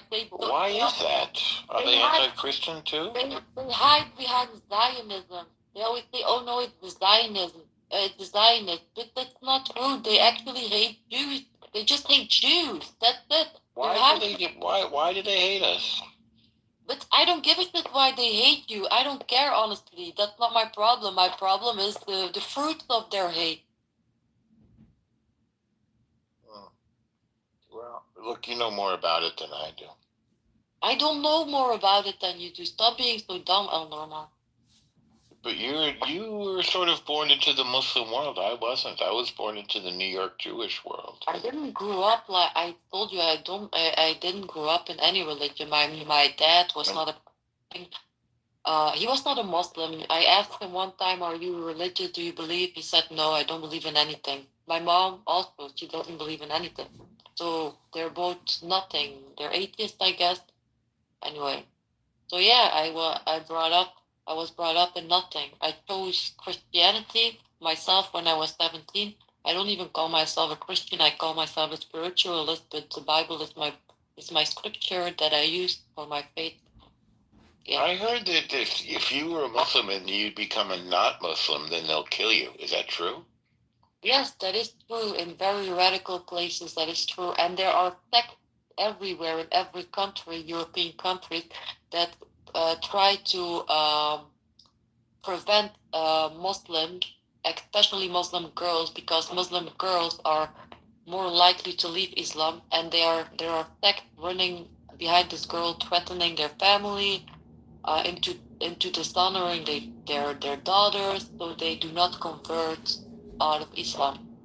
That's what happens. Girls leave Islam because it's repressive of women, right? Why do you ask me questions in that tone? You know the answer. Because I want to hear it from somebody who knows. I only know it from the outside. Yeah. Yes, they do. Women do not want to wear hijab. They don't want to wear a mailbox. Women want to be free. They want to feel beautiful. They want to let their beautiful shiny hair in the sun. They want to have fun, you know. And that makes sense to me. Some men take a beautiful girl and they put her in a mailbox. That's it. Disgusting. You cannot make me believe that women actually love wearing hijab. You cannot make me believe that in any way. A hijab is a covering to prevent men from lusting over a woman. That's all what a hijab is. What I am wearing is actually beautiful. What I'm wearing. This is beautiful. This is a veil. This is a headscarf. This is very beautiful. It's open. Is that what you wear? You can breathe through it. So yeah. Is that an abaya? That's just a headscarf. You know, it's nothing. What's it called again? It's just a headscarf. It's a scarf that I use as a headscarf. It's nice. It's nice. Good during COVID. Yeah. Are you vaccinated, Normie? The doctor said yesterday I should get a flu shot, so I got a flu shot. Oh no, the flu shots are also made by the same technique, so you got it. They are? Yeah. What's the technique? You think the flu shots are mRNA? Yeah, I don't think so. No, I thought I heard that. I'm not sure. Don't take me for truth. I thought I heard. He said you should take one. So I said, fine, if you want to give me one, I'll take it. I don't care. I never used to take it, but he told me to take it, so I did. Oh yeah, maybe because it's so forceful. Maybe it is because they are using the same technique and they want to test it again. You think I'm a guinea pig? We're all guinea pigs when it comes to medical care. Are flu shots made with mRNA? No, the flu shot you currently get is not an mRNA vaccine. All right, then you're safe. But you didn't vaccinate against COVID. I did a long time ago, when it was COVID time. I didn't take. Did you get COVID? I got, apparently 3 times. I lost my smell and taste for like 1 month and a half, and it took some time for it to come back. So you couldn't taste your waffles? No, I couldn't taste anything. Like I literally put an onion in my mouth to provoke the taste or smell back, but it didn't help. Well, if you're single, you can eat raw onions, but if you're with somebody, then you shouldn't. I eat raw onions only if I'm not going to be with a girl. Yeah. I took the vaccine and I did not get COVID. I was really careful. Everybody around me got it. And then, like 3 years later, when I was in London, I got COVID. But I only had it for like 2 days. It was 2 days and then I was fine. You do realize that most of COVID deaths, they had COVID, yes, but they died after they got vaccinated against it. So I think that's a conspiracy theory. I don't think that's true. So they had COVID, so they gave them the vaccine, and they died after, and they reported it as death of COVID. But actually, it's strange. They give the vaccine and then they die, and then you have people who had COVID with no vaccinations and they healed. That's not a conspiracy. It's true. Look it up from Belgium. They're actually. I'm not even sure Belgium is a real place. I've heard of it and I've been in the airport, but I never hear anything else about it. Oh, you've been in Brussels airport? You know what happened in 2016? 2016? Yes, at the airport. You know what happened? Some beautiful Muslim terrorist blew himself up with needles. So a lot of people died. What's the matter with these people? I don't know. They like to blow themselves up in the name of Allah. Apparently, that's the thing in Islam. It's weird to me. Yeah. I mean, if they want to kill themselves, go jump off a cliff or something. Why do you have to bother other people? I guess they are scared to die alone, so they want to bring other people with them. And you put needles on himself to spread? I don't know. That's what you said. Oh, yeah. There were like needles. Not needles, but how do you call Nails. it? Nails, yes. So when What a psycho. So when he blew up, like, the pressure of the blow, that must be very painful. I don't understand why they say the name of God when they kill people. I don't get that. Yeah, like, why do they say Allahu Akbar? I thought Allah was such a peaceful God. Why do they do that if it's not Islamic? Where do they get it from? Oh, yeah. What is it called? Jihad? Right? Jihad. Yeah. I don't know. We're going to have to answer these questions because we are forced to confront these serious situations. So we have to figure them out. We've got to, if people want to blow themselves up, then maybe they don't really belong around other people. They should just be left alone. Yeah, but that's not how Islam wants to work. That's not how Islam works. Well, one of the United States' most prominent Muslim politicians is named Ilhan Omar, and she's just got into a whole lot of trouble in Minneapolis for stealing money, marrying her brother, and giving all this corrupt, stolen money to her husband. So I think people are waking up to this problem. Huh? What? I didn't say anything. Wild. Huh? I don't know. You're not making sense. Do you, El Normo, do you think my English is good? Do I have a bad accent? Do you think? You speak pretty well. I'll be honest. You speak pretty well, and also your voice is much better tonight. Do you think the Flemish accent is ugly when I speak English? Do you think it's irritating, like the Pakistani or Indian accent? You know. I do not find Pakistani or Indian accent annoying at all. I love it. I don't either, but I just use it because a lot of people do. So I like Indian people, and I'm fine with the Pakistani people. That's not my question. I'm just using it as an example because You sound really good tonight. You're very what's the word I'm looking for? You're very clear and very reasonable. I'm talking about my accent. It's not. No, your accent is fine. You speak English pretty well. No, is it an irritating accent or something that can annoy people? You know what's irritating? When you ask me the same question 10 times in a row. But you don't answer it. Oh my God, you're a piece of shit, Normal. You're a piece of shit. Thank you. Just pointing out. I told you like 4 different ways that you sounded fine and there was no problem, and you just keep asking me. Yes, because you didn't specifically talk about my accent, which I asked for. If I say you sound fine, that addresses your accent. Yeah, but I need more specification, Okay, you need some emotional support. Oh you have a beautiful voice. I'd like to hear you sing. Remember before we compared you to Nico? Didn't we compare you to Nico? I don't remember that. She was in the Velvet Underground. I think she was. Yeah, she was. It's beginning to look a lot like Christmas. Everywhere I go. Oh, but there was a bad one. Very cute. Well, you have to practice. You have to find your key.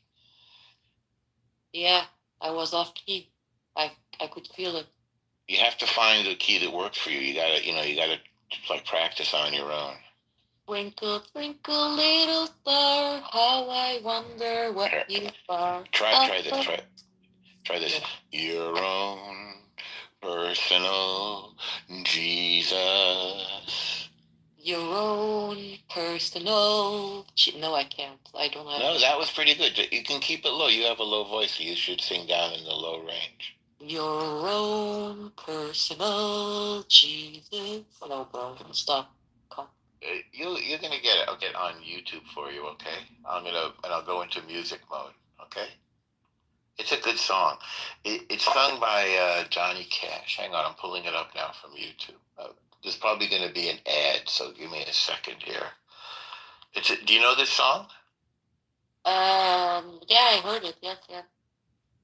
It's even though I'm Jewish, it's a really good song. Oh shit! Is that forbidden in Judaism? Is what forbidden in Judaism? Singing songs about Jesus? Not at all. No. All right.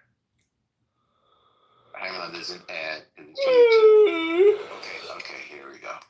Now I'm gonna go into music mode. Hang on. Okay. You're gonna get blown away.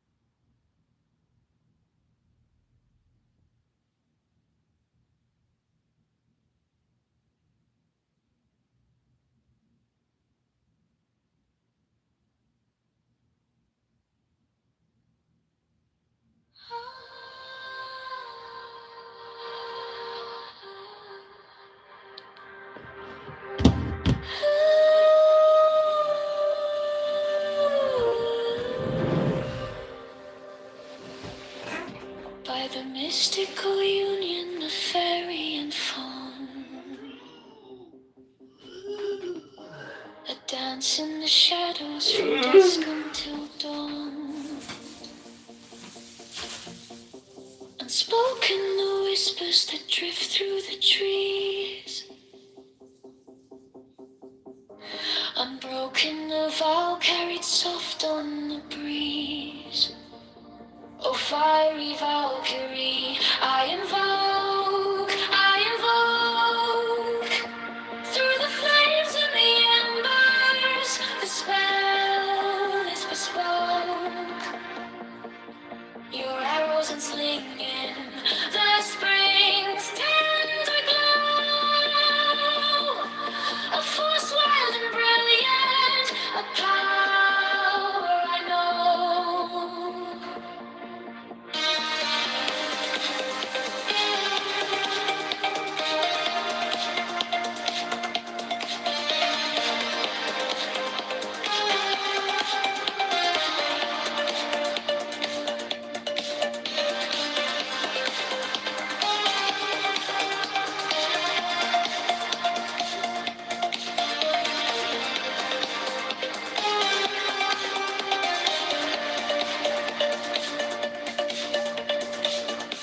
A secret communion of hearts left unsung. The listless, resistless, tumultuous tongue. Through veils of the morning, her armor does gleam. The warrior spirit ignites every dream. No godhead could charm her, no throne could command. But manhood awakened, she took up her stand. No brilliance resilient, her fire does burn. A goddess of spring, with the world left to turn. Oh, fire of Valkyrie, I invoke, through the flames and the embers, the spell is bespoke. Your arrows unslinging, the spring's tender glow. A force wild and brilliant, a power I know.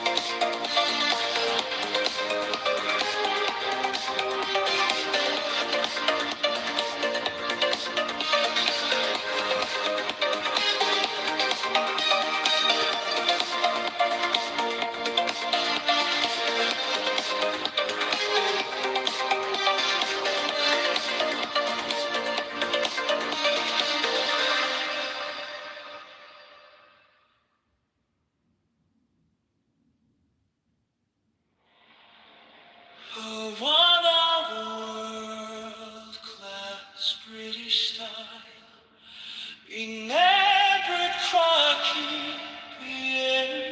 emperor, it's a family orchestra, electric guitars, deep cinematic drums, Korean chorus.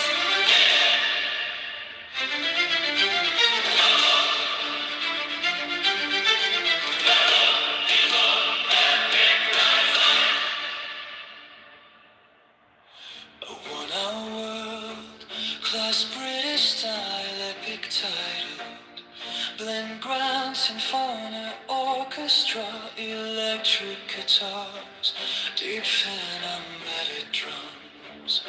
Korean Pocars, and a magnificent British choir, rubber chair, low strings, distant brass, and a cold wind sweeping across an ancient battlefield, gradually ascending to a heroic symphony in rock climax with thunderous drums, soaring guitars, and resounding choir chants. Include the dude narrative passages with the broken force, but through strategy, patience, endurance, and the ability to gather remarkable talents. Contrast with a reckless warlord who trusts only in strength and temper. Structure the song in chapters.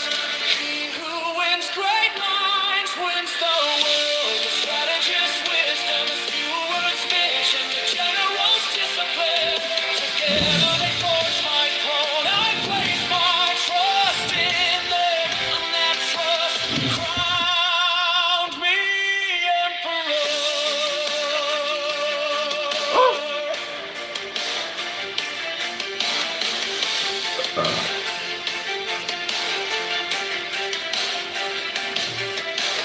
Thunder tears the sky, dust rises like a raging storm. The enemy's blade was sharp, but their spirit was broken. We were few, yet our hearts were one.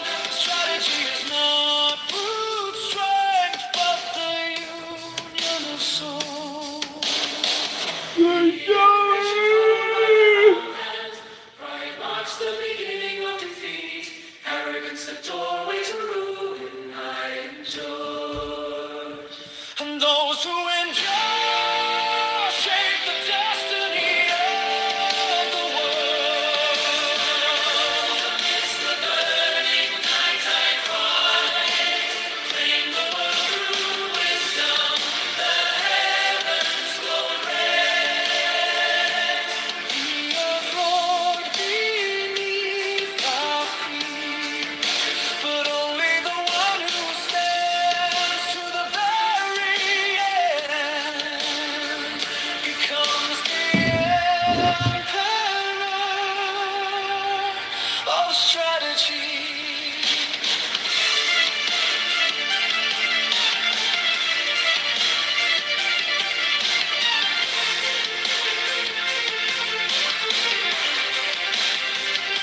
At last the sun rose and illuminated a new era. I believed in people more than steel. I chose wisdom over fury, and in that moment, the world bowed of its own accord. The emperor strategy, crowned with the light of inside. Carry this message to all. Victory is not born of force, but of a heart that never loses its way. The world is not forged by swords, but created by the human spirit. Yeah, well, this was like a little tiny church that I was brought up in. A little, I want to fast forward you to the end of the story because you're boring as hell. So what's the end of the story? There you go, bro. Check out the PTR. Okay, so the end of the story is, I did get baptized into the church, and ultimately, eventually I left the church. I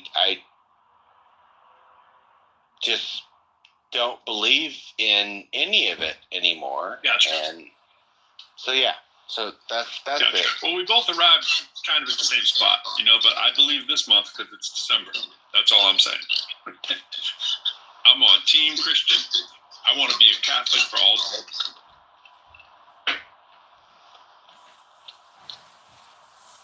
You deck the halls with balls of collie? I would if I could, bro. Deck the halls with balls of collie. La la la la la. What's up, Dark? Hey, we should do that tomorrow in Steve's room. Just sing like Steve. That mic is really loud in the background there, bro. He wants to date you. How about I help you out? Put you on a little mute right there. What up, Music AI? Because that's not a troll account.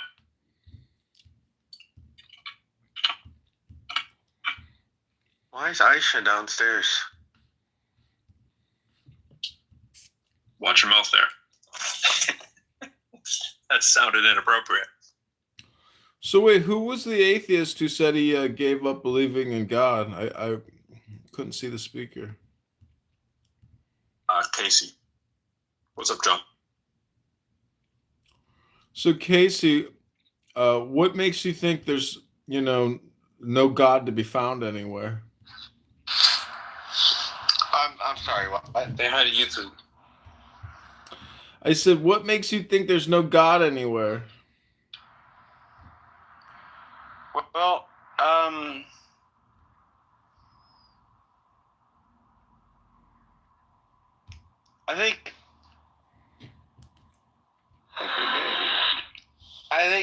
I think it's a really personal experience. Okay, for me, I don't see any evidence of God. Okay, for you, if you see evidence of God, that's fine. That's fine, and I don't want to like try to denounce your experience. But for me, I don't see any evidence of God. I don't see any evidence of divine creation. So that's just me. I get it, but that's because you're looking in all the wrong directions. And the more you think and the more you speak, the further from the truth you're going to get. You got to go within if you want to find the God. I'm sorry. Why do I have to find the God? Because life can be pretty boring if you don't, do some self-exploration every once in a while. Analysis, self-individualization. It's called psychology. You might call it science of nature. No, that's bullshit. No, sir, what you're saying is bullshit. That's my opinion. It's not a fact. It's called my opinion. Okay, that's great. That's your opinion. That's great. Yeah, don't engage him. Well, don't engage you, Michaela. Who asked you, you big mouth? I live in Illinois. I'm coming to get you. I just reported you to the sheriff's department. Have a good week in lockup for making online death threats. Nobody said nothing about that. Hey, John, we really love you, but we just really don't love you broadcasting the room to YouTube. You know what I'm saying? Just come back in when you're not recording us, and we'll put you back up. I got people DMing me how much they don't like. Tiny little penis that he does kids over.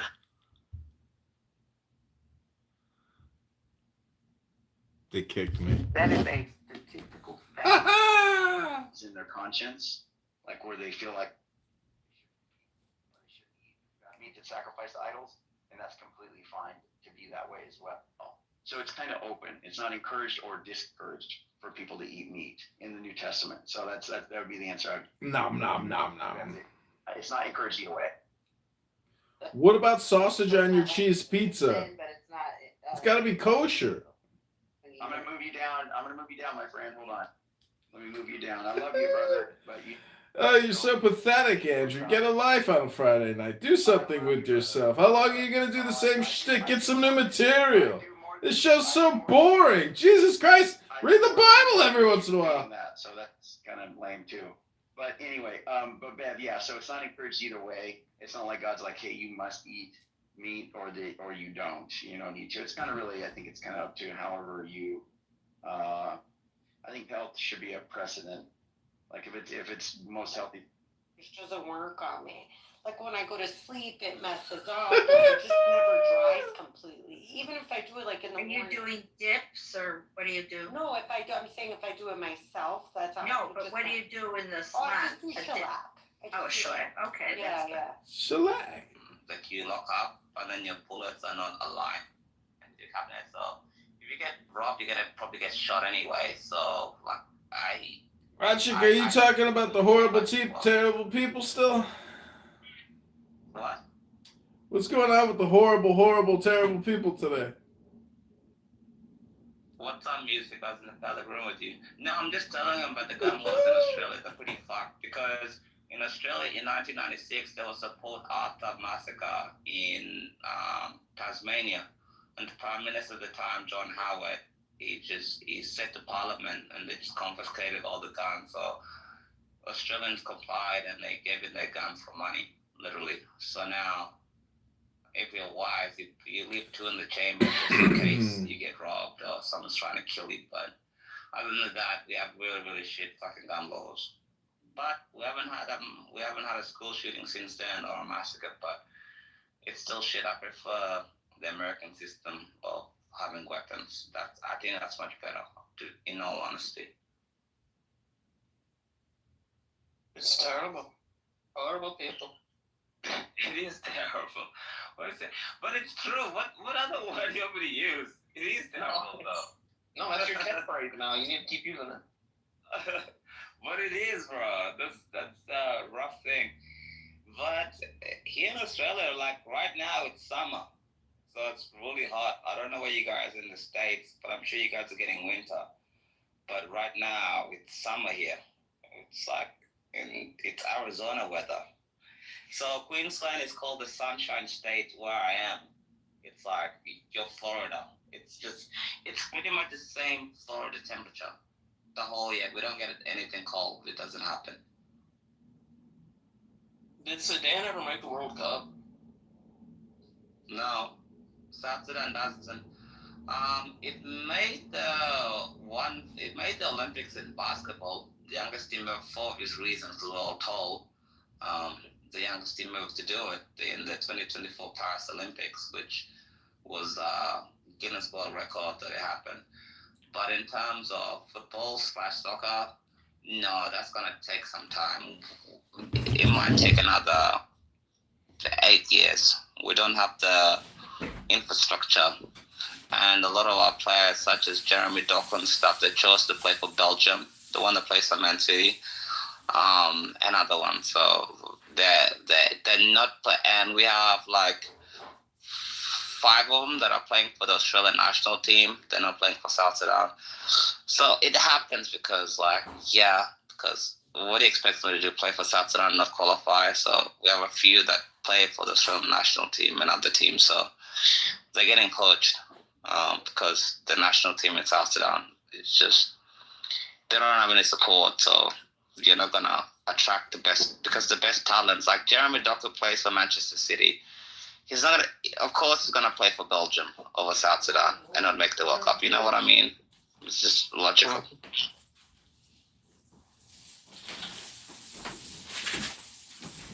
Did they kick me? Music. What was that other room you in? I was just there listening to that before.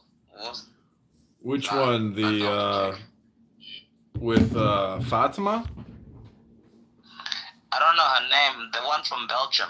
Yeah, Fatima. It was called Fatima versus the Muslims. Oh yeah, I was listening to that. I was like, I didn't see any Muslims in there, so I got bored. Yeah, they were Muslims. I kept kicking them to the goo and out of the room where they belong. Fair enough. So what's going on tonight, Beaver? Not a goddamn thing. How about you? I'm cooking chicken nuggets in my air fryer, about to put some ketchup and ranch and barbecue sauce on a little plate and enjoy myself a little chicken. I have a riddle riddle me this. What do you think of a grown adult that has to ask if nuclear weapons were used in the Civil War of the United States of America? I think that individuals who ask questions like that are very creative. And, there's no such thing as the past or the future. Those are concepts in the now. But if you think that there was a nuclear war during the Civil War in 1865, well, you're a creative person. Lisa 420. Was that the same Lisa 420 in the room yesterday? That black chick that came in and was like she's a teacher, whatever she called herself. Is that the same one? She's in that room quite a bit, but I don't know if she was in there last night. Yeah, because I got kicked out for one of them yesterday, and they were like all teachers and educators and stuff, or nurses, which really scares me. Like remember when Charlie Kirk got shot, and all of them were like teachers and nurses. They were celebrating it. I was shocked. Actually, not shocked because a lot of teachers are retarded because they can't survive in the private fucking market, So they have to teach the kids. But yeah, I think it might have been her. But this is, I'm not even going to try to explain what I'm thinking because that's so retarded. It's horrible. It's horrible. But how can the Gatling gun wasn't even invented in the Civil War? This is how fucking dumb they are. These people are a drain on society. They don't offer any value. They just drain. What would you do as Congressman music to take care of these people? That's so bad. I can't even explain that. Will you sterilize them? Keep them from reproducing? Bro, they don't reproduce anyway because most liberal chicks are fat and overweight anyway. And that's why they go into education to educate conservative kids. So when conservatives are like, darling, you're 18 years of age, 19 or whatever, you go to college, and they come back a raging fucking liberal. That's the whole MO because nobody's having, if you look at the statistics, conservatives have far more kids than liberal people. And at the end of the day, everything is always tied in elections worldwide. It's not an American problem. Even in Australia, it's the same problem. So you have kids, I don't even know how I survived university without becoming a leftist, raging progressive, bro. I remember in 2020, I was all into, I was dating a chick and young at the time, and she was doing a slut walk, bro. I went to a slut walk event, and then I saw the most ugliest women, and that's what red pilled me, bro. So I was nearly lost in that movement. It's too powerful, bro. That's what they do.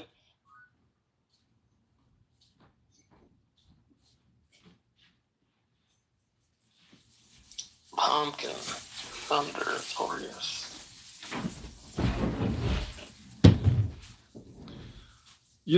I'm kind of agnostic to the rooms now. I think the whole app is just a total waste of time, to tell you the truth. So, everyone here is just wasting their time. They can't find anything better to do. But, the Lisa 420 and the politically correct rooms, they are extremely toxic.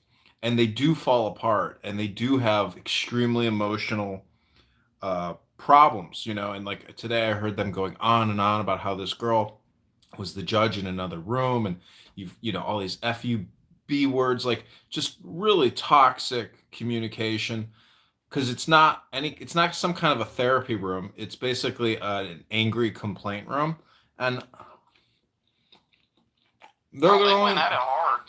They went at it big time. Kalisha versus Lisa, Goat versus Lisa. They're crazy. They're all neurotic.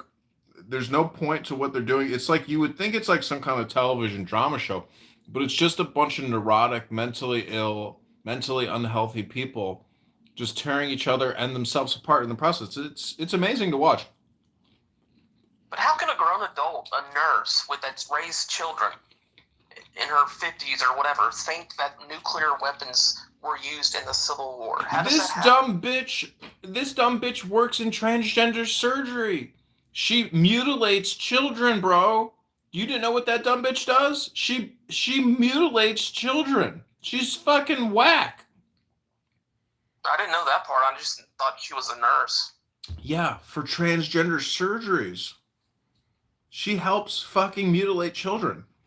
And abortions. She's the worst of the worst. So she hands over the scalpel and the scissors they use to cut off the... No, that's all. I don't know. I heard her talking about how, like, she works with patients for aftercare of their transgender surgeries and shit like that.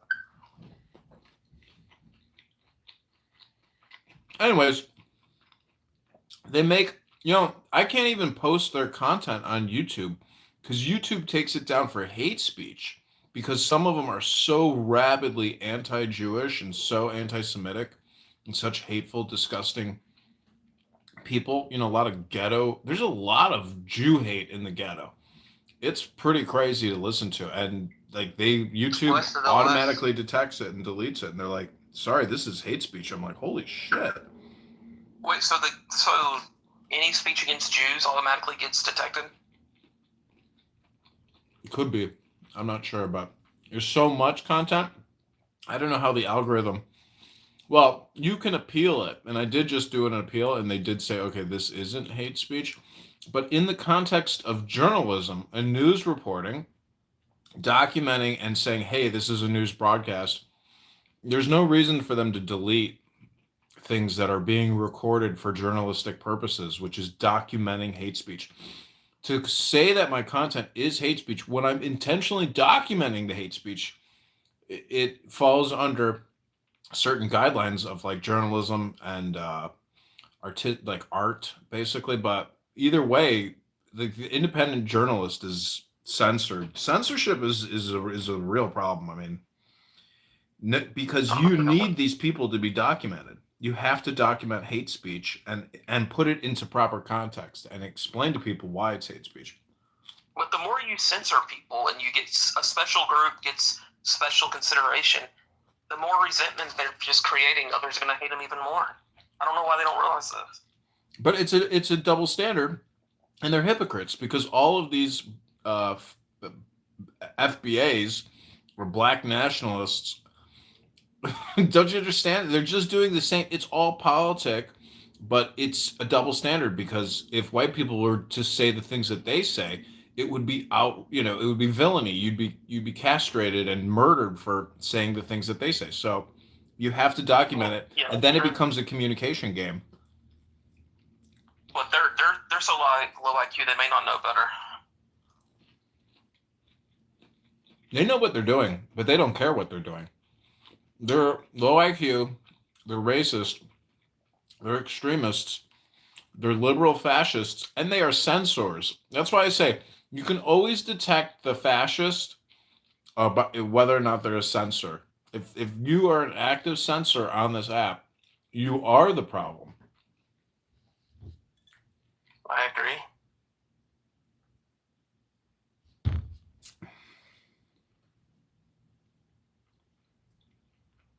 Oh, we got an abortion debate heating up in the chat. Abortion to me, I'm conservative, I like Trump, but abortion, I've never been passionate about it. I know you disagree, Music, and A-Check, I know you disagree. Just go, you have to watch interviews with abortion doctors to really get a distaste because you may not care about the girl that has the abortion, but if you were to observe the personality of the provider, you would be so repulsed and sickened to yourself. You'd be like, these are the worst people on the planet because they are the liberal, leftist, socialist, Marxist, communist terrorists that you hate. And they are literally cutting up babies and, filleting fetuses. Like, there's a lot to really be disgusted and appalled at. No, yeah, the late term stuff, that's, ugh. But yeah, but what's a worse fate? Having a kid that's going to suffer a lifetime or just aborted? Tell that to the kid who didn't suffer for the lifetime and a miracle came out and it became an amazing person because the mother chose not to have some liberal whack job cut the baby's head off. Come on, Beaver. The option or the opportunity to have a shot at life is far greater than terminating somebody. We were talking before about football. Do you know Cristiano Ronaldo's mother, Dolores, tried to abort Cristiano Ronaldo? Yeah, I saw that. The abortion failed. See, there you go. So, yeah, she tried to abort Cristiano Ronaldo, one of the two gods, and the abortion failed. Thank the Lord. I don't like these people. Women these days use abortion like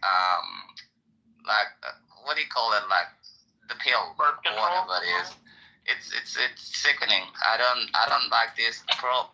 People that are pro-abortion, to me are just sick people. Honestly. No, I'm talking more about a case of like, okay, the doctor does a genetic screening. Okay, your kid's going to have this syndrome where the bones won't form correctly. He's going to live a life of pain, and he's going to suffer. To me, I'm going to abort the kid because I don't want a kid to suffer like that. Yeah, but there's so many cases when the doctor says, yeah, somebody's going to be disabled, or somebody is going to have a heart disease and or somebody's going to have cerebral palsy, and they come out 100% fine. Doctors are not imperially. They don't know everything. True. Doctors can be wrong a lot of the. There's been so many cases with women that were told like, yeah, you have to abort your kid or else they're gonna come out disabled. And the woman is like, no, actually, I don't want to abort my kid. And the kid comes up perfectly fine, you know? And I think like, Tim Tebow, they told Tim Tebow's mother to abort. And, exactly. But now, technology is much better now. But what about all these kids that are like in the ghetto, crack babies that the mom don't want them? Yeah, but the thing is, the problem is like in the Black American community, Black women have aborted 22 million babies. That's babies that have been killed by Black women. The natural like fucking murder, suicide, fucking wars, and everything else like that. This whole abortion thing, even I'll tell you something, Beaver. The lady that did Roe vs. Wade, she ended up becoming a Christian and repenting for the rest of her life because she knew what she did was wrong. She knew she killed children, and she tried to take her own life multiple times because she knew she fucked up saying abortion was correct. That was the lady that passed Roe vs. Wade. So don't tell me that it's like, bro, if you're gonna abort a kid, it's like if they've died and stuff or some bullshit reason, but it's like, it shouldn't be there just because, you're like 18 or 19 and you had sex with a random dude and now you're scared that your dad or mother's gonna find out, so I'm just gonna abort it because, the kid doesn't matter, or it's a fetus. And by the way, fetus is Latin for baby, by the way. That's what it means in Latin. Yeah, I would never, I mean, I certainly wouldn't want my kid aborted, and I would fight like hell to stop it.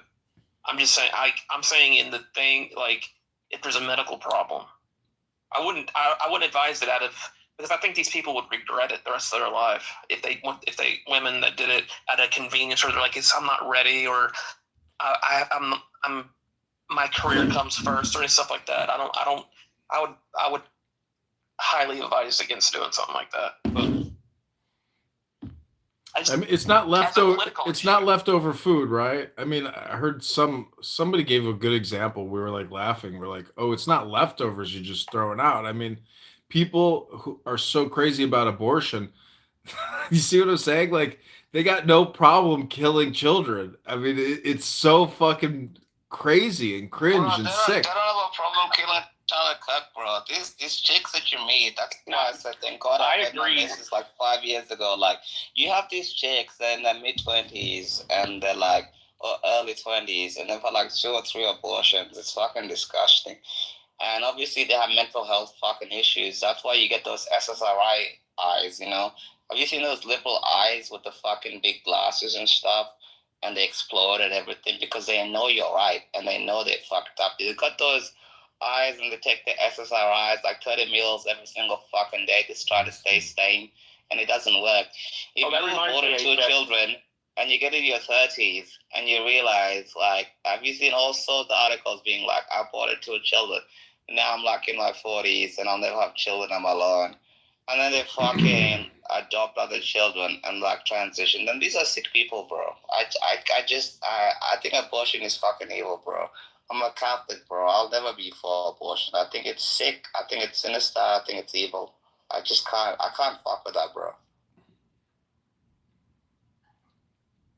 I want to record a song with you. Have you heard the song She's Got Betty Davis Eyes? I want to do that song with you, but I want to write the lyrics for you. Yeah, let's do it. I think that'll be fun. She's got FSRI eyes. It may be too hard to work in that lyric, but we'll see.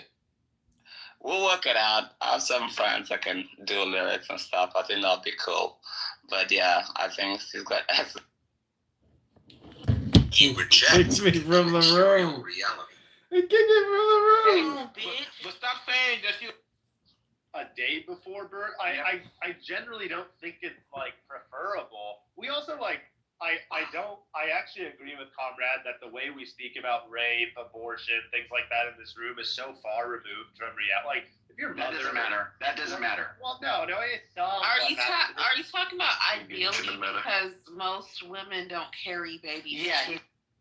Fun. It's so fun. It's so funny. That's funny, but and this kind of I'm scared for him. Well, you heard what I said to him, that joke, so he's getting back at me. So we can take care of each other. You know what I mean? We can dish it and get him. Daddy's home. Daddy's home.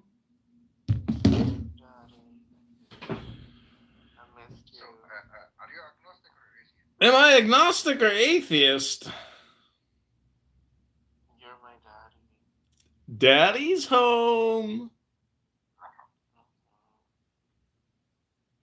Like this boy pussy daddy. Gigi, are you an atheist, Gigi? I only worship you.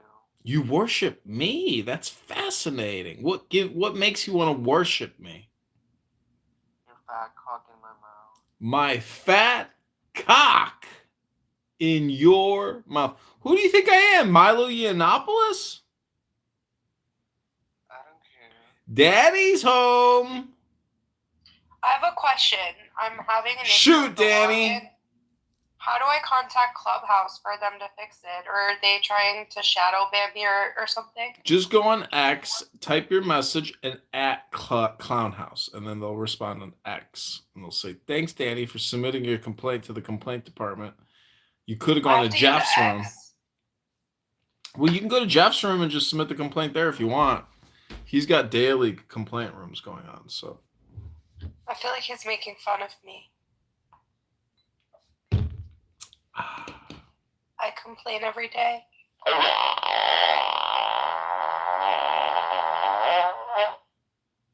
bought a fart button for Clubhouse. Why are they psyoping me? Psyoping you? You psyoped yourself, but you went to the gym. So congratulations, you're swimming now. I went to the gym like 4 times, and then I tried to cancel it, and I couldn't. Why? Just tell them you're moving out of state.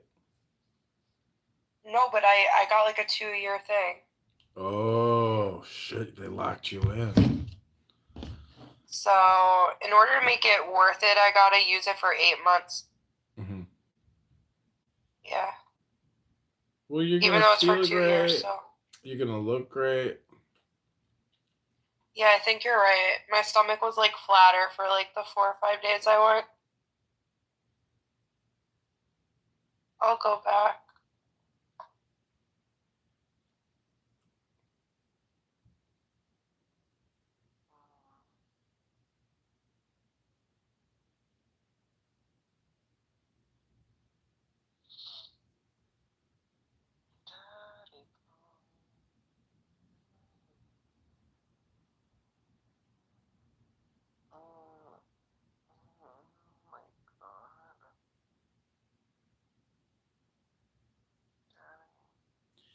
Daddy's home. It's only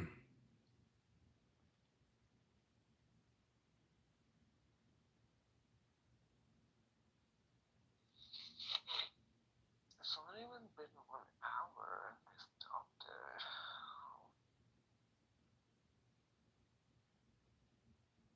Hello? Hello? Daddy's home. Hello? Hello? Heard about him since. Haven't heard a peep since. Unlike I'm many sure he's others since, because, well, I have theories, but I'm not going to express them here at this moment in time. This I'm chick going to Aisha is pretend that so I'll actually annoying. get back to bed. She's What so was your annoying. lecture, Aisha? Was it like, don't wear those clothes? I can't believe you wore your hair out like that today. And you just like sat there and wagged your finger. That kind of lecture? Oh, if I gave a lecture on fashion in any way, shape, or form. And when I Aisha, see- why aren't you getting co-modded anymore? Did Pro get sick of your bullshit? Whoa. Oh, this is John's back again. John's trying to record. Yeah, Pro keeps kicking me. It's so lame. I'll just come in anonymous. Who cares? Your rooms are lame anyways. They're boring. So you have an issue with me getting rid of people who are spying on us? Like, Spy, get over yourself. Nobody cares who you are, you loudmouth. Who cares? Aww. That's helping you work to go. They kicked me.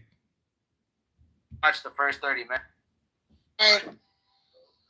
Takes you somewhere else. And I don't even think that he expected he was going to ever. That's life, 50 been setting this nigga. Have you ever thanked Jesus or Hashem Daddy that you weren't born a particular cultural identity? What? I was born a half-assed Jew. Oh, that's true. You got the worst end of the deal. Would you rather be black? Cassie, I didn't see. Yeah, at least I'd have some, style. Street cloud or something. Come over there, right? I know all these people, right? Laura and Kathy are tight. Now, do I think did he flip both of them? For sure. Right? Because Nipsey's into the same shit. I've been trying to bet the same watching, wanting to pay a nigga, come fuck my bitch in front of me, and all this shit. He's into the same. Nah. Okay, anybody want to bet? Anybody want to bet? I got the nigga that's They wasn't ready. They wasn't ready for that one. Nah, leave this one.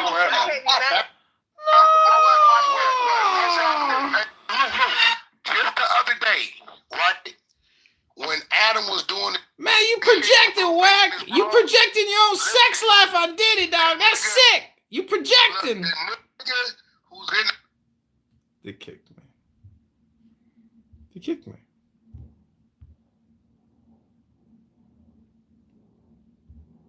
Product of your brain. Any more than a song is a product of your radio. Rather, your brain and body is the instrument. Oh, I got pregnant. Like, I don't understand that. I think people who just willingly are like having all of this sex, unprotected sex, and then acting so shocked that they got pregnant, that's irresponsible to me. But at the same time, because I see so many situations where I know girls who get pregnant and they become single baby mothers, and then the dad doesn't want to be involved, and then they're all stressed out and looking ugly as fuck because they're carrying like this child that they weren't prepared to have. That's why I support abortions, because I'm like, okay, you're putting yourself through all this for what? Now, I feel like they should have prevented it to begin with and not be irresponsible, but the little bastard's already here. But I feel like, okay, if you're pregnant, right, in a situation where you end up pregnant and you know that guy's not going to help you, you don't really have beard as much. Jeff's beard is the most I'll tolerate. And Jeff's different because he's mainly like, I know he's not ever Algerian, but he's mainly white. He looks like a white man. So like his little beard, it's cute, it's short. I don't like beards. It's the problem. I thought he looked cute. He's light hair also. I mean, it's gray, but like, I don't know, it's just light on him. When Chaldean guys grow a beard, I mean, they look like Daesh. You know what Daesh is? ISIS. They look like ISIS. We don't want ISIS running around. Like, if you do 3 pictures back, the picture of me and the rabbi, like, I had let my beard grow, like, longer than I've, like, probably ever played pro. Yeah, it was pretty long there. Would have just left. You would have just left. Hey, bro, great room, Fatima. You really laid into it. Good work. You did great work there, Fatima. I don't know. Wait. What? That's the one that removed me from the room? There was nothing. No, that was Fatima, wasn't me. You're not welcome here.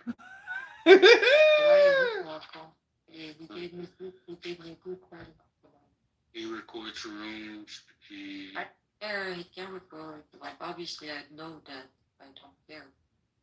Obviously, I accidentally deleted the replay. Bro, Siam thought I was fucking actually telling No, to be honest, Siam is kind of slow. You're good acting, cigars. Siam, you're so fucking slow, man. I was saying the most stupidest things ever. Yeah, no, but I don't know. Dude, Sam, you thought I was being serious as well.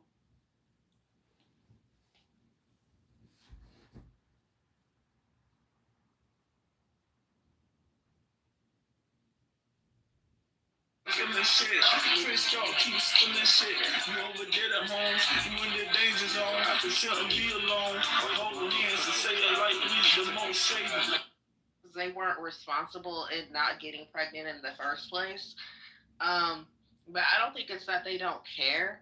Like, because I know women who have gotten abortions and it was a very emotional process for them and they were crying and felt very I'm talking before they even get to that point. like, oh, I got an abortion, like, fuck them kids. Like, laughing about it. But I'm talking before you even get to that point, because there's a lot of steps before that point even become obvious. Yeah, I understand that, but here's the thing: it's like it takes two to tango, and both are like being irresponsible when they're having unprotected sex, and then even if you got a woman pregnant, right, and you're like, oh, I don't want nothing to do with that child, and there's you're also being negligent and irresponsible. But agreed, she's the one that has to deal with it because she's carrying the exactly. But that's right. So that's why most of the onus. Why the fuck like this, brother? But hold on. I thought we had it back and forth. Go ahead. Yeah, just 1 second, brother. So yeah, like I understand everything that you're saying, and that's like why for me, I know I don't want to have kids right now, so I'm not going to get pregnant. And let's not forget that it says, and those who teach men to do so, to do away with the law and the prophets, shall be called least in the kingdom. That's all I wanted to say earlier, and I know Jody knew that. That's why he kept pushing me off to the side and saying all of that. And to Mother's point earlier, that is the same point I was making, was that what about before Jesus came?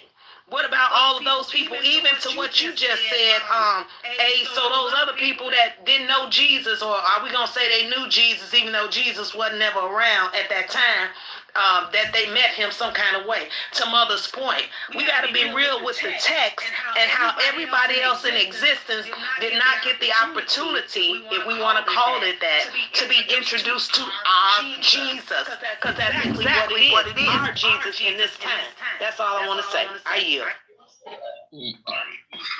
Yeah, I just... Oh, go ahead, Brother Jody.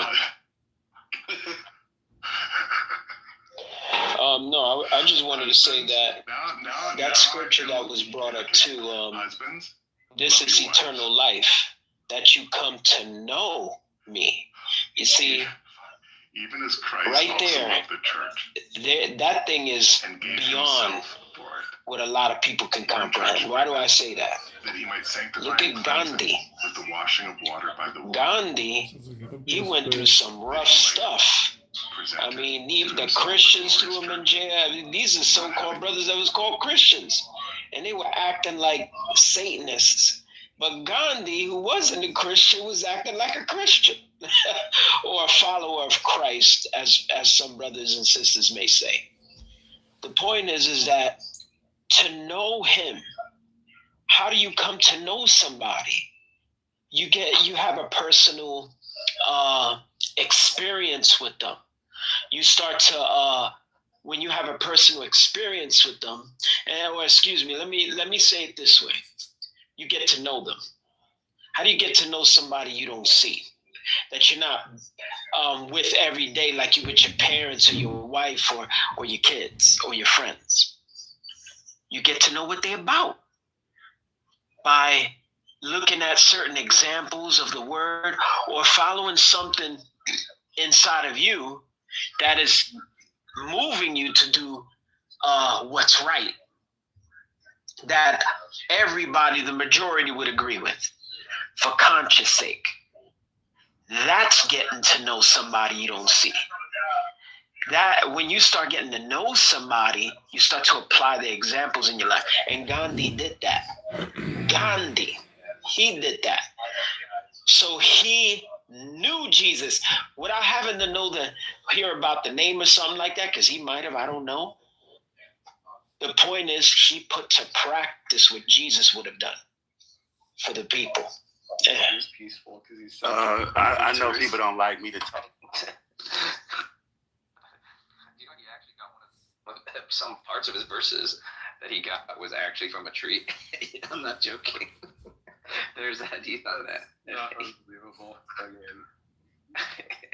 Necro, what's worse, a fanatic Muslim or a fanatic atheist?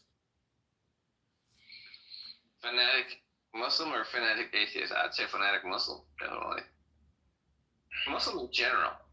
It doesn't have to even be fanatic.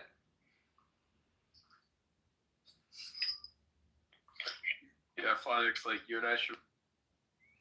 But I feel like communication would have been the cherry on top. No, it's good, man. I love it. Thank you for empowering what I was saying, because communication is all of it. Even when you communicate in silence, that's communication, because the inner voice don't talk audio all the time. You know that's that thing that tells you don't do that. Don't walk down that alley. That doesn't audio talk to you, but it's a communication nonetheless. Now if they let me talk without interruption, I'm gonna read this scripture and show y'all what I was talking about, why Jesus was saying what he was saying and who he was saying it against. It says in 5:17, think not that I come to destroy the law of the prophets. I am not come to destroy, but to fulfill. For verily I say unto you, till heaven and earth pass, one jot or one tittle shall in no wise to all be fulfilled. Whosoever therefore shall break one of these least commandments and shall teach men so, he shall be called the least in the kingdom of heaven. But whosoever shall do and teach them, the same shall be called great in the kingdom of heaven. Now listen to this, y'all. For I say unto you, that except your righteousness shall exceed the righteousness of the scribes and Pharisees, ye shall in no case enter into the kingdom of heaven. So again, it backs up scripturally exactly what I've been saying for about the last 5 minutes.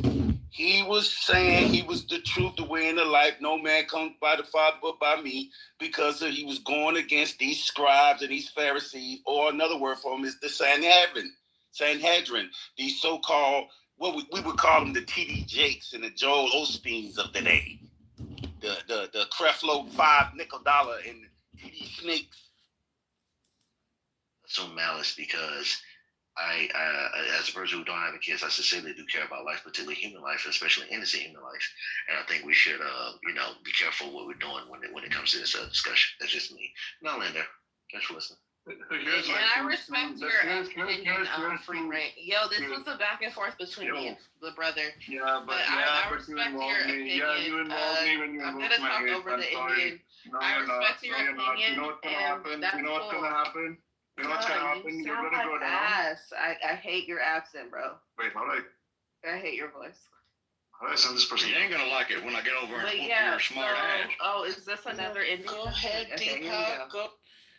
Bev, why are you so racist, Bev? Why don't you like his accent? He's a very smart guy and you're being a royal bitch, Bev. Why you don't like the Indian accent? What's your problem, Bev? You're such a bigot and a xenophobe. You're getting ready to get.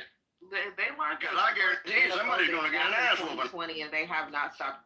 Yeah, Bev, you've got to let up on your racist, bigotry. You're xenophobic. It's not nice, Bev. How do I send somebody down? Oh, get rid of that music guy. You click the profile and you kick them to the goodie pack. You ain't gonna like it when I get over and whoop your smart ass. All I can do is I'll just kick this guy out of the room and then with Babs. Oh, not with Babs. You need to change hand raising. I'm sorry? Change hand raising. The hand raising is huge. The hand raising has changed.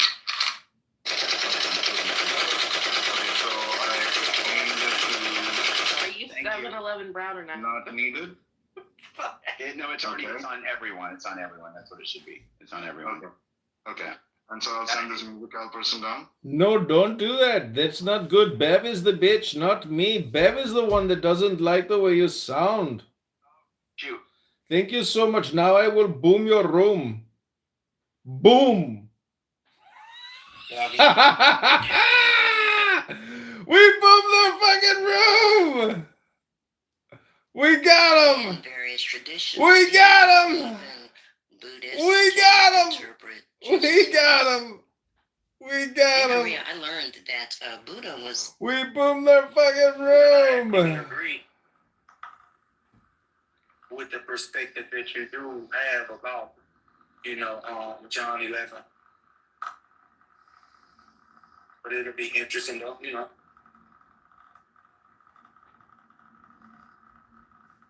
because I done heard many perspectives, meaning breakdown. Okay, I boomed Andrew's abortion room. Deepak, whatever, Fucking big success. The same. They're about 16. Now I will boom your room, mother talk. People say that Satan that was coming so he crucified 16 before Jesus. Okay. Boom. Or you can learn what he really meant. The information is out there. We can all stay surface level. But if he came down in the flesh, he became the Word, and he came down in the flesh and spoke to some of his inner circle about what he didn't want the larger, common community to know, which is where you get your scripture. You got to give some people the milk and others you give the meat, which is why he spoke in parables. So if you don't learn yourself first, you won't know Jesus or anyone else. Okay, thank you. Really quick, y'all, just to kind of put a little period, which he already did, but additional period. That's kind of highlighting the aspect of the scripture telling you to self-examine. What she's highlighting is self-examination. And we are actually encouraged to do that according to scripture. Why? So that you can actually see what's going on with self more so than see what's going on with others. It's so quick and easy to go, look at him, look at her, look at what she's doing. But have you took the time to examine yourself to get to know what you're dealing with? If you haven't done that, I bet you your relationship with God is like the sea or like the ocean. Just a side note, go ahead, whoever was next. Yeah, that's Steve Appel's life. I think Steve Appel can attest to how difficult it is to become an atheist. Miss Truth, remember, I yielded to Miss Stephanie. Come on, man. But go ahead, no problem. I'm speaking of music, who was coming off. I didn't say anything. If you yielded to her, go ahead. I can wait. Yeah, y'all are fine. Yeah, y'all are perfectly fine. But music did not speak.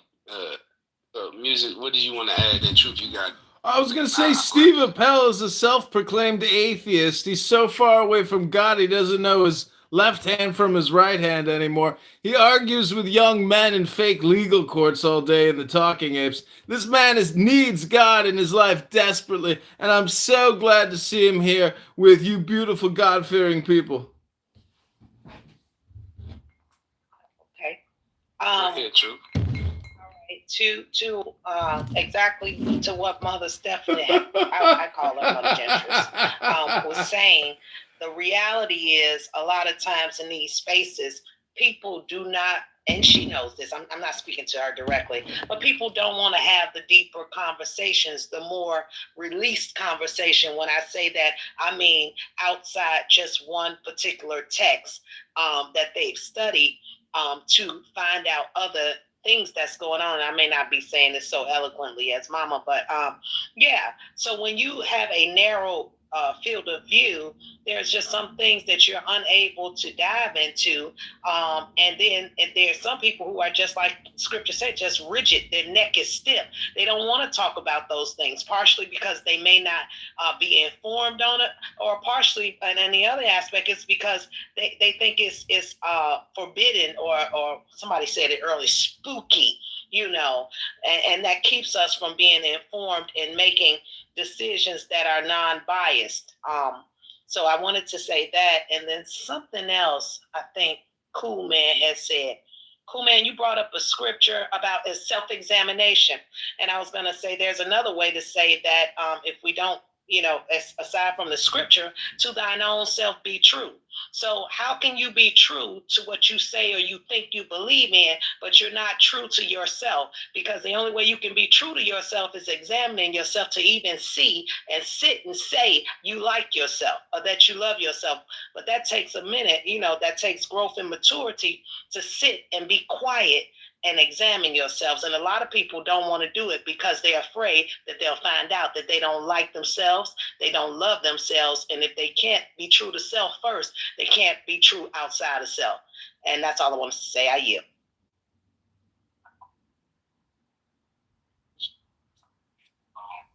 Now we brought up this Matthew 5,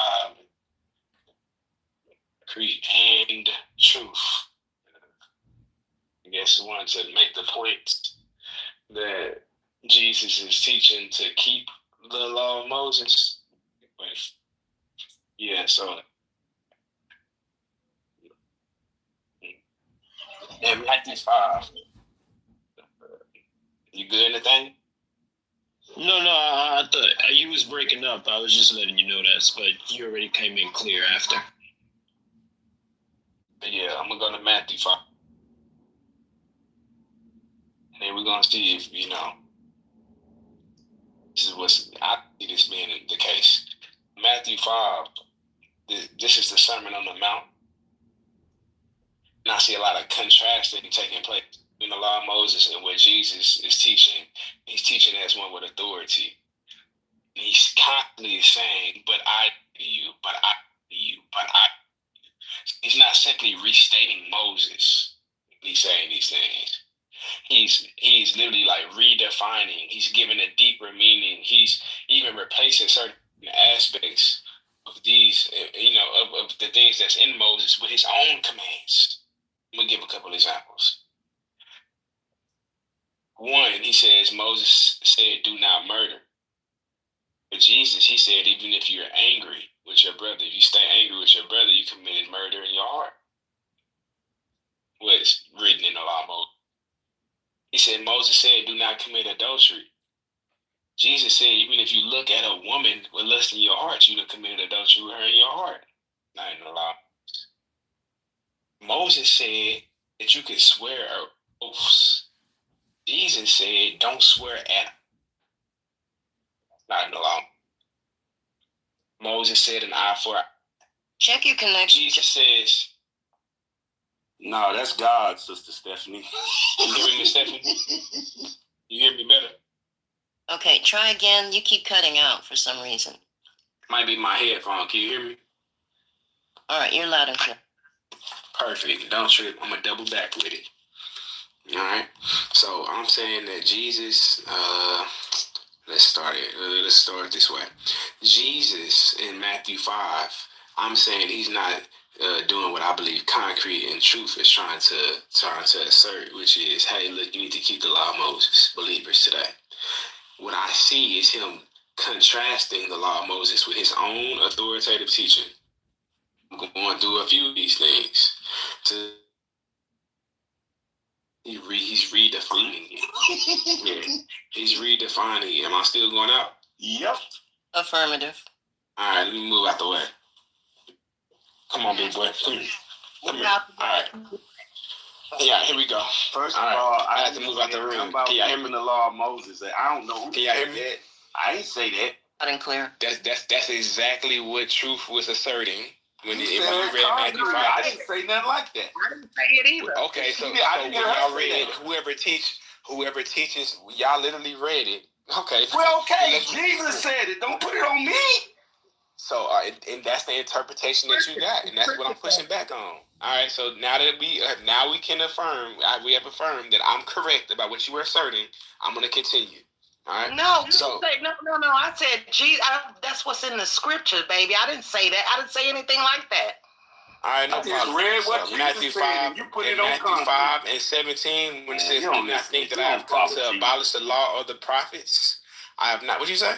I said, if Jesus said he don't abolish the law, he ain't gonna change or tweak nothing. He may expound on it or give you a deeper understanding of it, but he said plainly he ain't come to destroy the law or the prophets. That means he didn't come to change what the law says, or to do, or he didn't come to do away with the law says, or what the prophet said. Now, expounding on something is totally different. That's not true. Okay, no problem. That's not true. Back to me. Back it's to me. In your Bible. So back to me. All right. So that is not true, and that's not what's happening here. So in Matthew 5 and 17, it says, "Do not think that I have come to abolish the law or the prophets. I have not come to abolish them, but to fulfill them." Right? He came to fulfill them. That means something. So what does he mean by fulfill? Well, he's fulfilling the prophecies written in the law. He's fulfilling all of the types and the shadows that we see in the law. He's fulfilling the moral intention that the law even had, right? But he's not simply saying with that statement, hey, you have to adhere to the Mosaic law, the believers in me going forward. No, and that's what I'm showing now. So let me continue. I'm going to start it back over real quick. He's contrasting his commands with the things that we see in the law of Moses. He repeatedly says in Matthew 5, "But I say to you." That's clearly showing a contrast. He's not simply restating Moses, right? For example, Moses said, "Do not murder." Jesus says, "Don't even stay angry with your brother. If you do, that's murder in the heart." That's not in the law. Moses said, "Do not commit adultery." Jesus said, if you look at a woman with lust in your heart, you committed adultery in the heart. That's not in the law. Moses said, watch this. This is something that people will say, well, did he take this away? Because if you take something away, that means you're changing something. Well, Moses said you can swear oaths. It's literally written in the law that you can swear oaths and how you're supposed to do it correctly. Jesus says, don't swear at all. Don't swear at all. How is that the same? Moses said you can swear. Jesus said you can't swear at all. Right? We can go again. Moses said eye for eye. Jesus said turn the other cheek. Moses said love your neighbor. And Jesus says love your enemies. So, I mean, like the flow of this text that we read in Matthew 5, the commandments that Jesus are giving, this is Jesus' teachings. It's not the full Mosaic law and the Mosaic code. It's not one for one. It's not completely congruent. It's just not. So was Jesus telling his disciples to keep the entire Mosaic law? That's not the teaching that I'm seeing here in Matthew 5:17 when you read that, right? And I can go to plenty of places to show that that's even throughout the books, not just in Matthew. I'm about to yield. So with that, and we see that even the person that he chose, we really about to like this, who he commissioned to go into the Gentiles, which was Paul, and he sent them. And what Paul preached, Paul clearly shows that law was a temporary guardian in Galatians 3, that nobody can judge you by the law, the regulations of Moses, Colossians 2, and that we are not under the law of Moses today. Clearly. So yeah, I mean, I do what y'all want. First of all, real quick, I'm gonna be quick, truth. I know you want to get into it. If I was unknowledgeable, I would think that Moses wrote those laws.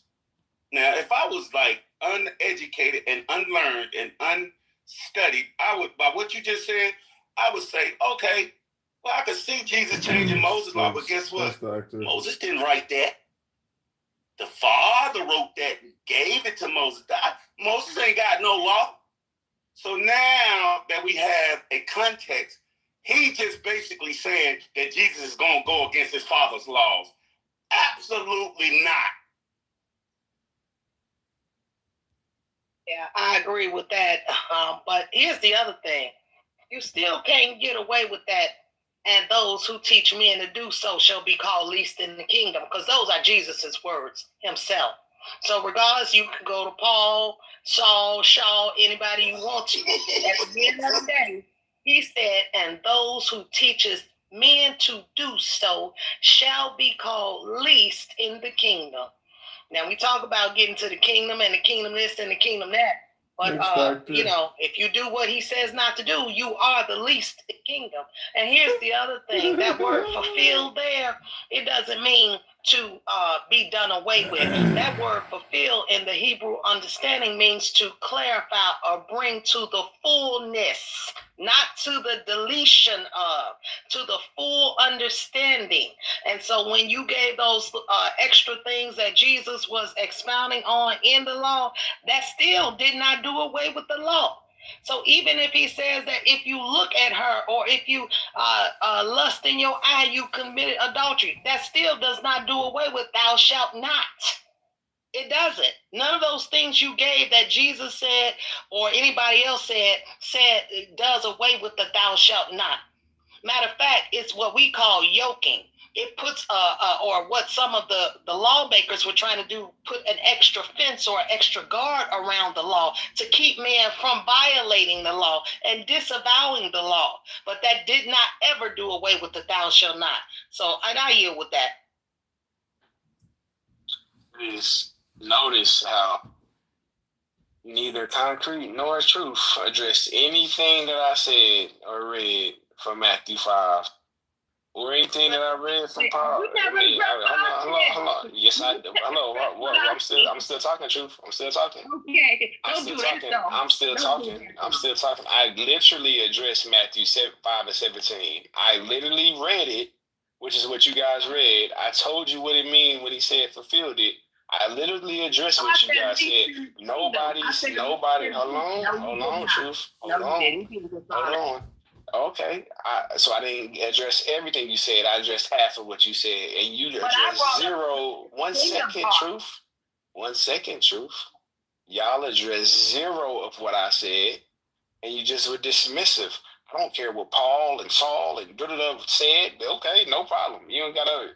But you didn't address it. You didn't address anything about when he said don't swear no oaths, and Moses said you can swear oaths. Moses didn't say nothing. Moses did say. God, Moses ain't got nothing to do with it. So I need y'all to mute up when y'all talk. Stop lying on us. When I talk, y'all ain't. When y'all talk, I ain't talking. Even though I vehemently disagree, and I think that y'all are lying a lot of times, I stay on mute and I wait till you're done to say why I disagree with you guys. Can you do the same? We don't call your name, man. Yeah, you call our name. Yeah, I need you to mute up. I need you to stop calling my name lying on me. I need you to mute up. That's what I need you to stop doing. Mute up. Stop calling my name, Jody. Be Concrete. Mute up, please. Hey, you a coward. You want to farm, but you want to do it. Go ahead and mute up, Concrete. So when we get to Matthew, and he keeps trying to say, oh, Moses didn't say nothing. All right, well, let's see about that. Matthew 5. Let's go here again. And we're going to see if Moses said anything, right? Let's go to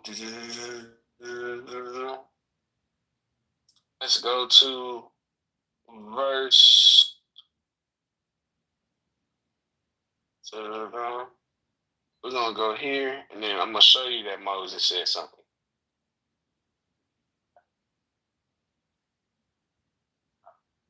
This. Let's see if God said it. If he said God did or Moses did it. We're going to go to Matthew, book, chapter 19, and read verse 8. I'm going to start at verse 1. Now, when Jesus had finished these sayings, he went away from Galilee and entered the region of Judea beyond the Jordan. Large crowds followed him, and he healed them there.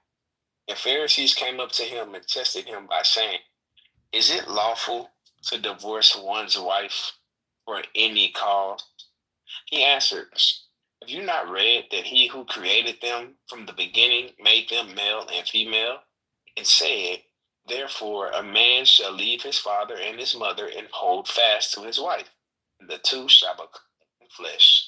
So they are no longer two, but one flesh. What therefore God has joined together, let not man separate.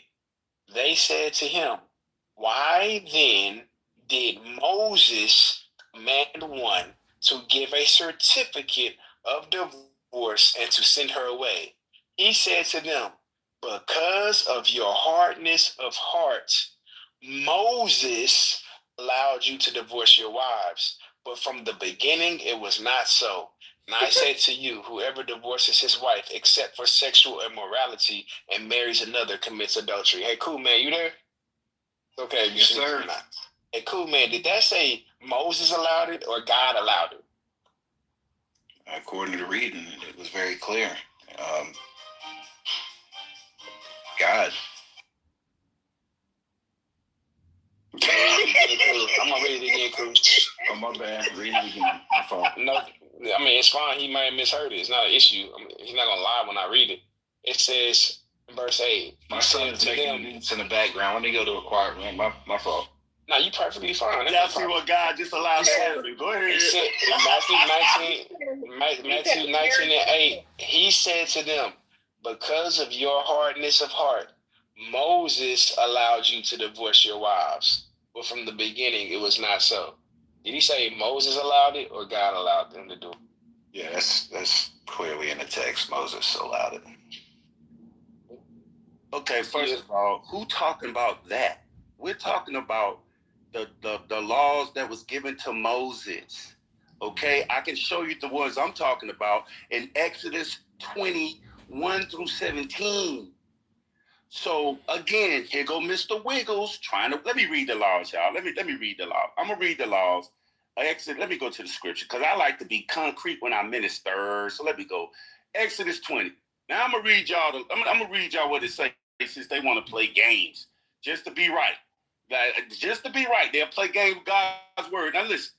And God spake all these words, saying, I am the Lord thy God, which have brought thee out of the land of Egypt, out of the house of bondage. Thou shalt have no other gods before me. Thou shalt not make unto thee any graven image, or any likeness, or anything that is in the heaven above, or that is in the earth beneath, or that is in the water under the earth. Thou shalt not, this is what Sister Truba talking about. Thou shalt not bow down thyself to them, nor serve them, for I, the Lord thy God, am a jealous God, visiting the iniquity of the fathers upon the children unto the third and fourth generation of them that hate me, and showing mercy unto thousands of them that love me and keep my commandments. This God talking. Thou shalt not take the name of the Lord thy God in vain, for the Lord will not hold him guiltless that taketh his name in vain. Remember the Sabbath day to keep it holy. 6 days shalt thou labor and do all thy work, but the seventh day is the Sabbath of the Lord thy God. In it thou shalt not do any work, thou, nor thy son, nor thy daughter, nor thy manservant, nor thy maidservant, nor thy cattle, nor thy stranger, that is within thy gates. For in 6 days, the Lord made heaven and earth, the sea, and all that is in that is and all that in them is, and rested the seventh day. Wherefore the Lord blessed the Sabbath day and followed it. Honor thy father and mother, that thy days may be long upon the land which the Lord thy God giveth thee. Thou shalt not kill. Thou shalt not commit adultery. Thou shalt not steal. Thou shalt not bear false witness against thy neighbor. Thou shalt not covet thy neighbor's house. Thou shalt not covet thy neighbor's wife, nor his manservant, nor his maidservant, nor his ox, nor his ass, nor anything that is in thy neighbor's. And all the people saw the thunderings and the lightnings and the noise of the trumpet and the mountain smoking. When the people saw it, they removed and stood afar off. That's the laws given to Moses. Alhamdulillah. Hold on, Jody. Hold on. I Go ahead. No, well, I mean, are y'all going to go 2 for 1? I ain't doing no tripping. Yeah, you say you mixed us 2 for 1. And also, I want this to be clear. The whole purpose of me trying to get off mic before my husband came in, and that's why I was frustrated, and then when I came back, it was brought back around, was to bring out the least part in the kingdom, which you never addressed. You went forward to other things, but you did not address that part. You stuck on what Concrete was saying to try to, to do away with that. And all right, but there was still the part that I brought in. And then Concrete went in and read the whole passages up to that point. And you didn't address the whole thing. You said, and you admitted, you said, I addressed that part, that first part, but what about my part? And it's okay. And you're saying I didn't address anything. Yes, I did. I addressed what you said. And I said, those things don't matter because they still don't do away with the law. Now, the problem I see here is that, and with many people, they don't understand that one word law, it encapsulates different laws that were being sent out. But that word anomia is the only word in the New Testament, and it does it does a disjustice, injustice, because when people hear it, they think, oh, this must be talking about the law, supposedly they call, of Moses, that was handed down to him from the Most High. But that law, that word there, law, also brings into play about the laws that the religious leaders, and that I think you called them I don't know if they were Sanhedrin or not. I can't recall that. Yeah, you were. Yeah, scribes and Pharisees. Yeah. The scribes and the Pharisees had been in, so that's those laws, those hand washing laws, those tradition of men's laws. See, all of that one word nomia is included in that. And so when we hear law, we think, oh, all of that's done away with. No, the Most High's laws, what we call the 10 words or the 10 realities, they have not been done away with. And that's all I was speaking to. Because if it have, then that's why it should be murder all over the place, infidelity all over the place, dishonor of parents all over the place, which we see some of that. Because you know why we see it? Because people say the law has been done away with. And that's what we see in the world today. How do you? All right. First and foremost, in Matthew 5:17, which I brought you to, it is not. Just really quick. Some of that, I get it, because some people say that the law's done away with, etc. There's a scripture that kind of talks about that a little bit, but it doesn't say it exactly as most would maybe perhaps say. So I understand. If the law was done away with, what structure would we have to abide by? Just a side note to consider. So I hear truth. She's actually speaking something that is something to consider, because it's a reality. So the law is not done away with. And when you read that scripture, it actually specifies it specifically. I think it says something along the lines of,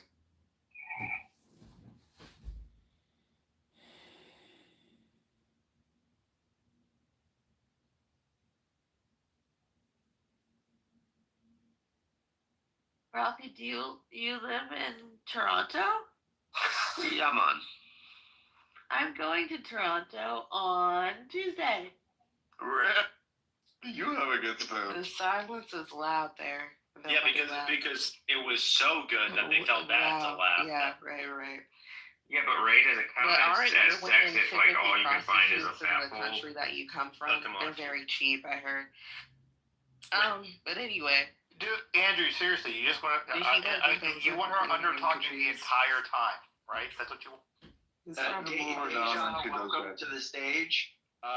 Move her down. Ray's an Egyptian. Bev, did you want to say anything about your kids die? Oh, whoa, Bev, you can't say that. Bev, that's bad. Deja, welcome to the stage. How are you? Hello, thank you for having me. Actually, let's get some details. Bev, do you want to describe in detail how you imagine it happening? He's the one that invited me up on stage multiple times. He's crying, begging everybody to move me to the audience. Which is why I'm asking you. Which is why I'm giving you the space to speak about what seems to be on your mind, right? Which is how my kids are gonna die. My gosh, we can't do that, Deepak. That's terrible. No, let's not do that. Why not? I mean, I don't want to do that. I thought about a lot. Your kids look precious, bro. I don't even want to do that. I'd like to say something Islamophobic. Yeah, I don't want to do that. I don't want to do that. I don't want to do that. Yeah. So Deja Marie, are you pro-life, pro-choice? What's your view? I'm just curious. And welcome to the stage. I am. It depends on the situation. Okay. So, I believe if a woman, girl, or is raped, she should be given the choice. Which happens a lot in Deepak's country. Okay, I'm not going there with your folks. Sorry, Deja. I'm on- I mean, it's a fact. Beth, just let her go. Let her go. Go ahead, Deja. They should have the choice to have that baby because that baby could be a constant reminder of the traumatic experience they had, and they could take it out on the child unfairly. But if people are going to use it as birth control, I'm against that. So it's really that as birth control though. Like, what are the stats? Because it's actually very painful, I've heard, for women to get abortions. So have you ever had one? Sane women. No, I've Have never you ever had one? But I know okay, people then who there are probably should people have had where one. I live that But use I've it had constantly friends, as birth control. Yeah, cool. That's nice. But I have friends who have gotten abortions, and it's a very painful process. So when people say shit like, "Oh, like using Can you it let as her birth finish control," the point you're you're saying? acting like, "Oh, like take some pill," and like it's just that easy. Like it's very painful for them. So like you kind of sound down. Can you let her finish the point? This is a conversation, a serious conversation about abortion. So you want to keep inserting yourself. Yes, real quickly. This is a serious conversation. And I want them to have their back and forth with Bev. There's two separate issues. Whether your friends take it serious or not, it doesn't mean they didn't use it as birth control. They still could go through pain and all the emotional stress. But if they're being negligent, putting themselves in that situation, they are in a true sense, they're using it as a form of birth control. They can prevent it and use actual birth control to not get it. Yeah, but that didn't happen though.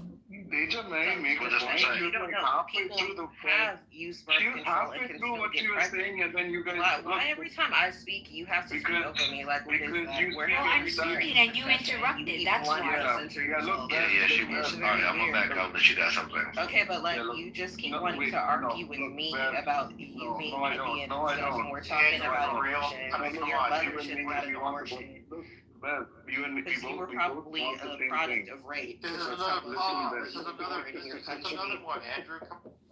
Okay, like every time he's getting off his mic to try to argue, is that not fucking weird? Like, you know, like not everything is about you. Like, worry about your bastard kids. You want to piece your Why do you keep putting him down? Like, what the fuck? Like, nobody's putting you down. Come on, dude. He is. Like, he keeps trying to start on me. And, like, you're the only one putting people down. Abortions. Something his bitch should have had. Wait, Bev, you said what you don't understand is we both want the same thing. I don't care. You want to be on stage. Yeah, anyway, you want to stay on stage. So, Deja, you want to stay on stage and say dumb stuff. Right? I also want you to stay on stage and say dumb stuff. When did I say I had an abortion? Got the abortion yet?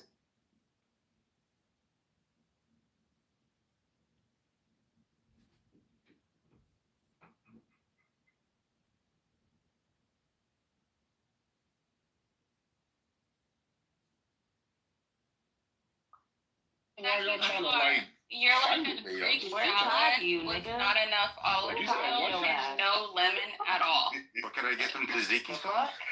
No, I am a mother of 2 adult daughters, and I have a granddaughter who's a teenager. My daughter came home on birth control, pregnant at 15 years old. I left that up to her, and she chose to have my granddaughter, who's now 15 herself. I believe it is the matter of, like I said, situation. But I have had friends who have had abortions and later on couldn't have children. And I've had friends who chose not to have abortions and regretted it. But it really depends on the individual. But I don't believe that government should have the power to make that decision for women. That's my stand on it. And as for having one individual up here putting down another person because of their race and calling their other spouse or telling